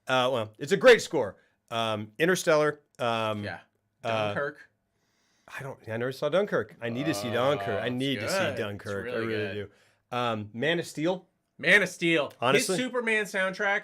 And like, guys, that's The one Dark of the Knight. most iconic. Yeah, Dark I mean, Knight. like name the ones that stick out in your head that you can actually hum. It's Hans He Zimmer. did two things with Man of Steel. He created this amazing I love- like, ballad piece. Bum, bum, bum, Yeah. bum, bum, Yeah. bum, I wish it was longer. So do I. Ah. We play that. This is so It's funny. so good. This is so funny. Because my daughter loves the John Williams Superman. Uh-huh. And it's the dun dun dun dun dun dun dun, and she has a Supergirl costume, which you see, and she flies around, and it's beautiful. It's the most amazing thing I've ever seen.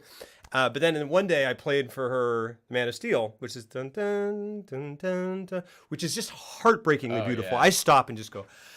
Yeah. And then the rest of it is like dun-dun-dun, dun-dun-dun-dun-dun, and I go, Yeah. cool, it's Go, cool. but Get go back, get back, get back. Give me at least 2 minutes. Just of do that for a long time. Yeah.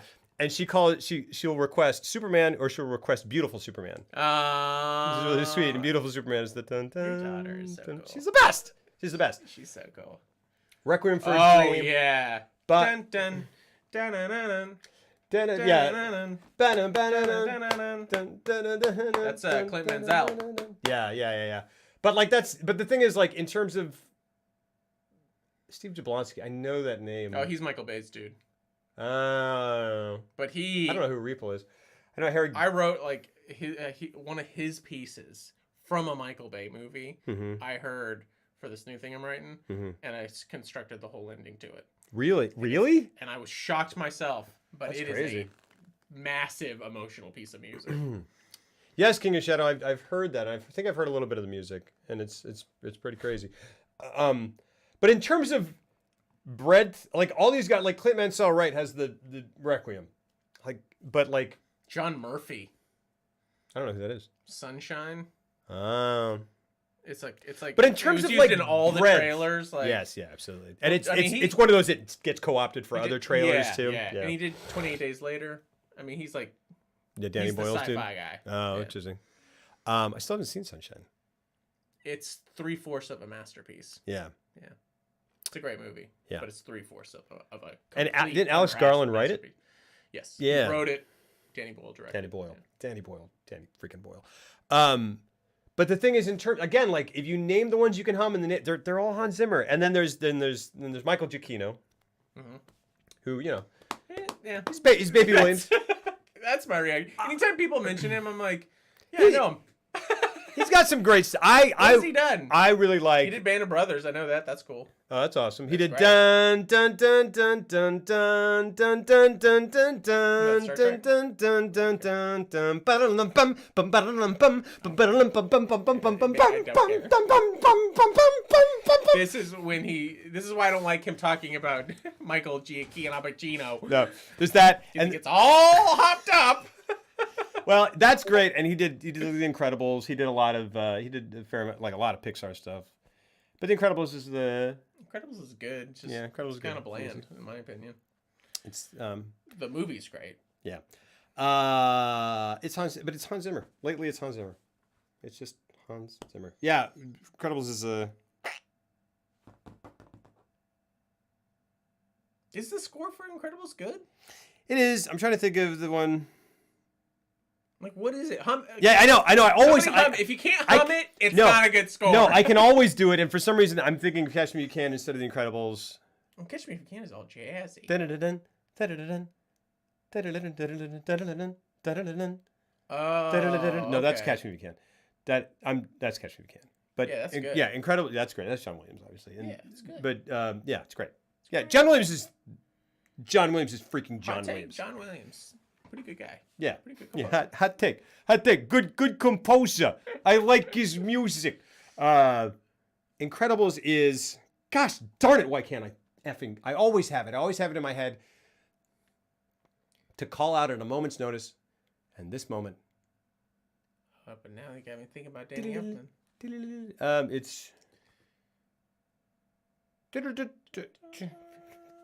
How does the Batman score go?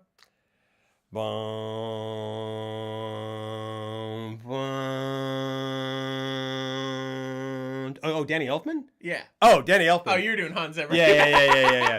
Hans. Well, Danny Elfman is well then. What's the big anthem at the end? Well, that's the one that I'm trying to think of. That's my favorite part. Yeah, it's oh shit.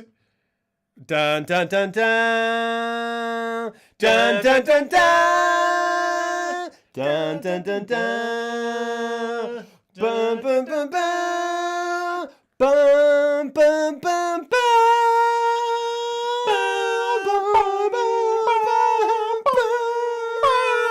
bum dun dun dun. Oh. Oh. By gosh. the way, we should like. I'm do you so sorry, think relax. what is your in terms of Batman? I think the opening title sequence for Batman the Animated Series, it's what, probably 90 seconds long, with that music, is the best representation of Batman ever. Yeah. I buy it. Comics, visual medium like film or TV or whatever. Like I think that 90-second block is the best representation of Batman ever. I think of a moving Batman. I'll say that. So relax, okay. Bless you, man. I'm so sorry to hear that. And That's sorry. lots and lots of love. I understand. It's a tough movie to watch in general, but absolutely. I'm so sorry. Thank you for sharing. Lots and lots of love. For me, I think the comics Which one? are the best Batman. All of them. Because now that I've been reading a lot of comics, a lot of Batman comics, and like starting to go through the catalog and stuff, I'm still partial to just that representation. Sure. A little sanitized in terms of like, Sure. just because it's kids' TV, but Sure, it's still adult. Yeah. And Oh, absolutely. I love the themes that it approaches Absolutely. and the way it explores them and everything. And Are you talking about visually, or are you talking about just in every? well, I just like as I read more comics, I haven't read anything, and I've read all the classics and everything. Like I got those off the plate first, and I just haven't read anything that has topped any of the episodes that I've seen. You know what I mean? Sure. And I don't know if that's a fair thing to do, but I was just like, you said that The comics. the comics. So which one? is Well, your I favorite just comic? there are. I mean, I love Year One. That's like my Yeah, favorite. it's great. My favorite Yeah, Batman it's great. comic. That is I love Under the Hood. That whole. That's great. That arc. But really, and I don't know. It may come down to. Well, no, because it wasn't the first. But there was. I just remember we went to a flea market when I was a kid, and I bought I think 2 packs of or I don't know. Somehow I ended up with 6, 7, 8, two or 3 or 4 Batman arcs, and it was 2, 3 issues each, and it was all probably 93 or something, 92, around that era, and it was an artist named Norm Brayfogle, who there are artists whom I like their style better than his, but it was just a seminal time, I guess, where I was reading Batman. And I didn't even really think of myself as a comics reader. I just picked those comics books up and I read them, and I was like, cool, I read a bunch of Batman stories, cool. Yeah. And I didn't touch comics again for a while. Yeah. But there were just these drawings of Batman, where it was and it was even the blue and gray Batman, but it was blue, but then his face was in shadow and just his eyes, and then a big swirling cape that was impractical, that he would murder himself if he tried to climb a building. Well, I mean, or he'd be like a bad guy. Just a second. Oh, get down there and but it's just Wait, I need to ball it up. I mean, it's like a deflated hot air balloon. But it's but it curls up around here, and it has these it's like Spawn. Yeah. Spawn. Yeah, Spawn's oh yeah, actually, I'll show you ridiculous. But just there's just those images of these images of him, and again, even as a kid, I was looking at the drawings, and I was like, I like them. They're not perfect, but just something I like him, or something about it that I like, or just the fact that that's what I was experiencing at the time. And that is Batman to me, and that's kind of what got like seared into my head is just this, just darkness and shadow and a big ass cape. And for me, that's why that animated series intro resonates with me so much. Is so much of it is shadow, so much of it is whatever, True. and then it just is topped off by that just gorgeous whatever. It's just night, and there's the building, and then lightning strikes, and then you see him, and his cape is waving like that. And it's that kind of thing that makes me go, like, when people are like, "What do you think? What do you think is the best movie, Batman?" And I go, "It's like unfair. It's unfair to ask someone to make a live action Batman." Well, yeah, almost. It's really hard to take. I mean, when you take a comic book character and you place him in a real world scenario, it's like you got to treat that as its own thing, because you're not going to get all those things. Yeah. It's like artwork matters. matters. Like, it's not just the writing. It's like the feeling of like and whoever's shading it and the inker and all that. It's like all those things. Like, you can't do that in real life. You can maybe mimic those poses, but you're not going to get just the majesty of it. Yeah, you're not. Yeah, and I was always like, I went and saw Sin City, and I was like, this is visually very interesting. These are all just Batman stories, but not Batman, or no, I don't know. The movie is what it is, and it's very, very interesting visually, at least, and stylistically, and I'm glad it happened, and I enjoyed watching it. Yeah, it's great. But when you read the comic, it's just like it's supposed to live on the page. Yeah, it's just hard. It's like people adapt stuff, and I'm like when they did Daredevil for Netflix. Yeah. Because I grew up with Daredevil, like that was.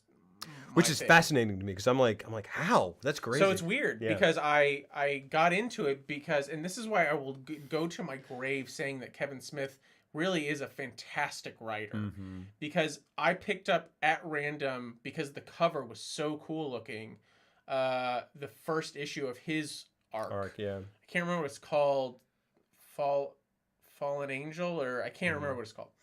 But it was a whole arc, and it became like a pretty famous arc within his world. But I became obsessed because it had poetry, and it was tragic, and it was adult, and it was violent, and the artwork was beautiful. But like he wrote something that was kind of funny. He would put a joke in there every once in a while. But on the whole, it was like really dark, really sad, and beautifully poetically tragic by the end of it. And I just fell in love with that arc so much that I was like, okay, I'm gonna figure. And then like the guy who owned the tiny comic book store that was in my town, he was like, you seem to really like that guy, which no one buys Daredevil. So he was like, you should check out Frank Miller's stuff. Yeah. It's just called The Man Without Fear, and it's how he became Daredevil. And so I immediately picked up that entire series next, and he gave them to me for like half price, because he was just like, no. And they were like original ones and stuff, signed. Oh, that's amazing. And he was like, yeah, you can take these.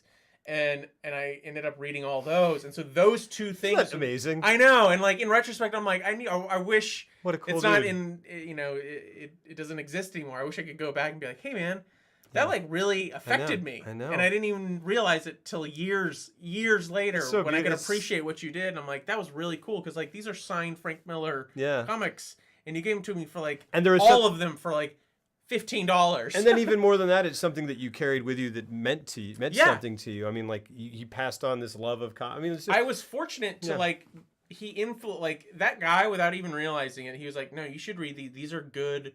Yeah. Like in terms of storytelling. These are, and like I'm 11. Yeah. So it's just like I was fortunate enough to the comics I did read, because I really only read that and a couple of Batman things. Yeah. And all of them were good. Yeah. And so that just kind of sucked into my brain. Yeah. And it's I just get that image of the guy who runs the movie theater in Last Action Hero, Yeah.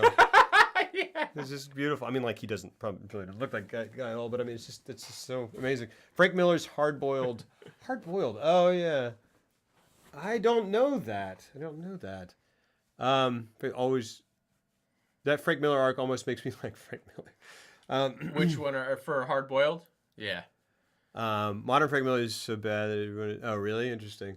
Yeah, I heard he's gone crazy. He also is like, what, 50-something? But he looks like he's 85 years true. old. It's true. Like, is he sick? Because he I don't know. looks old. Yeah, Like an old man. he does. He does. Mouse. I have Mouse, and I never read it, but it is like a You know what pretty intense. I read Gotham by Gaslight. I've never read it.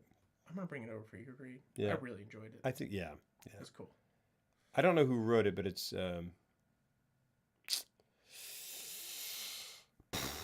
Mike Mignola who did the art. It's really cool artwork. It is very cool artwork. It's very cool. It's funny because in that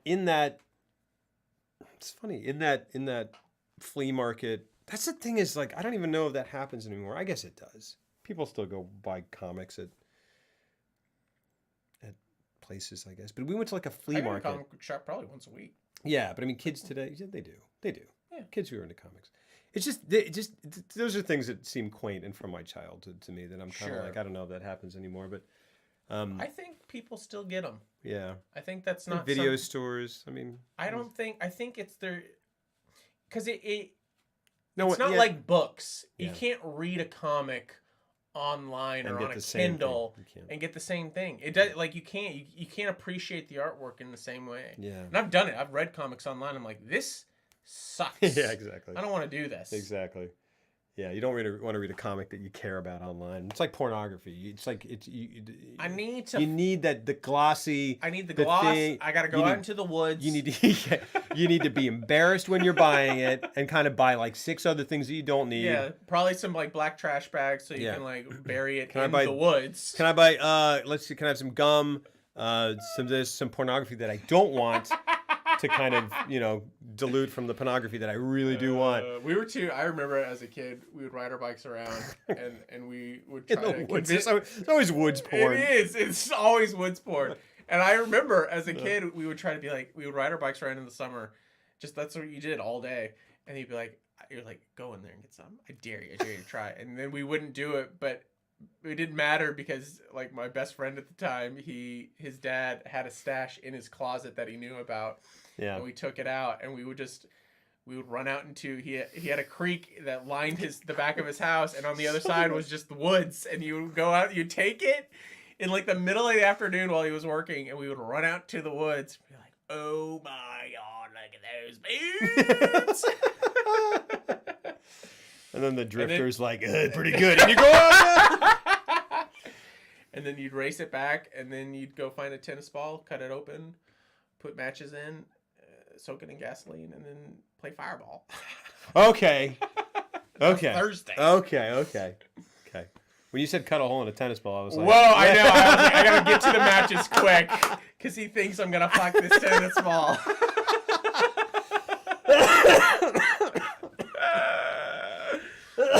And then you had matches, and I went like, dang. Oh man. Yikes. Yeah. I remember one pornography. No, I remember. But in that group of Batman comics, there was like a standalone issue, and I think I probably mentioned. It was called Requiem for a Killer, and it was a Killer Croc episode or a Killer Croc issue or story, and it was told basically from Killer Croc's perspective. And it was Killer Croc, and he lives under the sewers, and he's kind of fallen in with this group of people who live under the sewers, and they're all homeless, and he kind of takes care of them, and he's their protector. Yeah. And then Batman is like on his tail for something, and he kind of runs into Croc, and he's like, and then Croc's like, Batman, and have a big old fight, and then Batman's like, I'm gonna save you people, and they're all like beating him up, and they're like, no, he's our and it's like this very interesting reversal where it's like Batman is the invading, like we love him, he's good to us, and then it just ends up being this whole. It's really kind of crazy to me as a kid. It was beautiful, where it's like something's happened, and then just like I think maybe even because they were fighting, the whole thing broke down, and water's gonna come in and wash away everything and kind of drown everyone, and like. he's like, Croc, you gotta this and that, and we got to get these people out of here, or he's something, and Killer Croc is like, go, I'll hold the wall, and the Batman gets everyone out, and they're like, we don't want to leave you, and he's like, go with Batman, and it's very kind of thing where like this very beautiful heroic thing, and Croc's like sacrifices himself, and it's just this wonderful like one-shot story that I was like, that's great. Wow, I love that story. Did they turn that into an episode? No, I wish not that I've seen. I thought I remembered something, but boy, that sounds great. It's wonderful. That sounds it's really way great. more poetic than what I'm remembering. But yeah, Man, I love internet porn and my ability to watch it at full volume on my TV. There are a lot of perks in my life situation. Yeah, man. library porn. Yeah, Now, is library porn. Is library porn where it takes place in the library? Yeah, or you get it from the or library. you get it from the, or you just use the computer in the library to look up other porn. That's library related, because that would be. And then, are you masturbating in the library, or do you wait and just you savor those images and you log them into your bank Till you find a tennis ball. until you find a tennis ball and some matches, and you go to town. Oh man. Yeah. Fireball.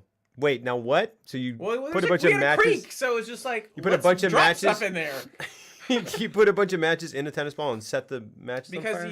you were like, what's gonna make this bigger? So you're like, well, if we put matches in it and covering gasoline, Covered gasoline? My gosh. then we're gonna be cooking with Gasoline. There you go. All right. Wait, you lost me at tennis ball. No, yeah, we're I all. honestly this is lost all- myself. Yeah, we're Yeah. dead. We're gone. Hey, it's 1:30 in the morning. I gotta go. You should go. Hey guys, thanks a lot. We'll be here tomorrow, and we won't talk about pornography or tennis balls. Probably. Maybe. I'll be, yeah. Oh, what's up, old friend? What's up? What's up, man? For next week, we are going to do another 3-hour Michael Cimino epic. Believe it or not. Oh, sorry. No. And your internet porn? Crank up the internet. It Put sounds away like the. you got a situation over there. Put that's away the looking tequila. nice. Crank up the. Film. Or just Find a lady's watch filmography. watch a good movie. Go through it. Her catalog. Yeah. Yeah, absolutely. I'll see you guys tomorrow for some more stuff. Tomorrow I think we're continuing the SL1 run. Goodness gracious, why did I do that to myself? We'll be doing that. We'll be back next week, I think. Next Sunday. Next Sunday. Heaven's Gate. Heaven's Gate. Check it out. It's pretty beautiful. We'll see. And then once we're out of there, we'll then we're gonna go to Jaws and Star Wars. Then we'll wrap up the New Hollywood, which actually both of those happened before these two movies, so our chronology is all screwed up. But whatever. Debbie does Dallas when. Debbie does Dallas whenever she wants to. I don't know what that means. I don't know what that means. Yeah. So we'll send you guys. Night. We're gonna raid. Who the heck are we gonna raid? Whew, I gotta go back. Yeah. Let's go get Josh. Let's go get Josh at you. And guys, as always, thank you so much. I love doing this. Whoa, ducky. Thanks for hanging out with us. Thanks for the bit. Thank you for the bits. Thank you for the bits that you gave to me. We'll see you guys in a bit. He's playing Silent Hill 3. We got it. We're gonna go get him. See you guys in a bit. Tell Josh, hey, I'm gonna walk Jeff out. I'll see you guys tomorrow. Lots of love.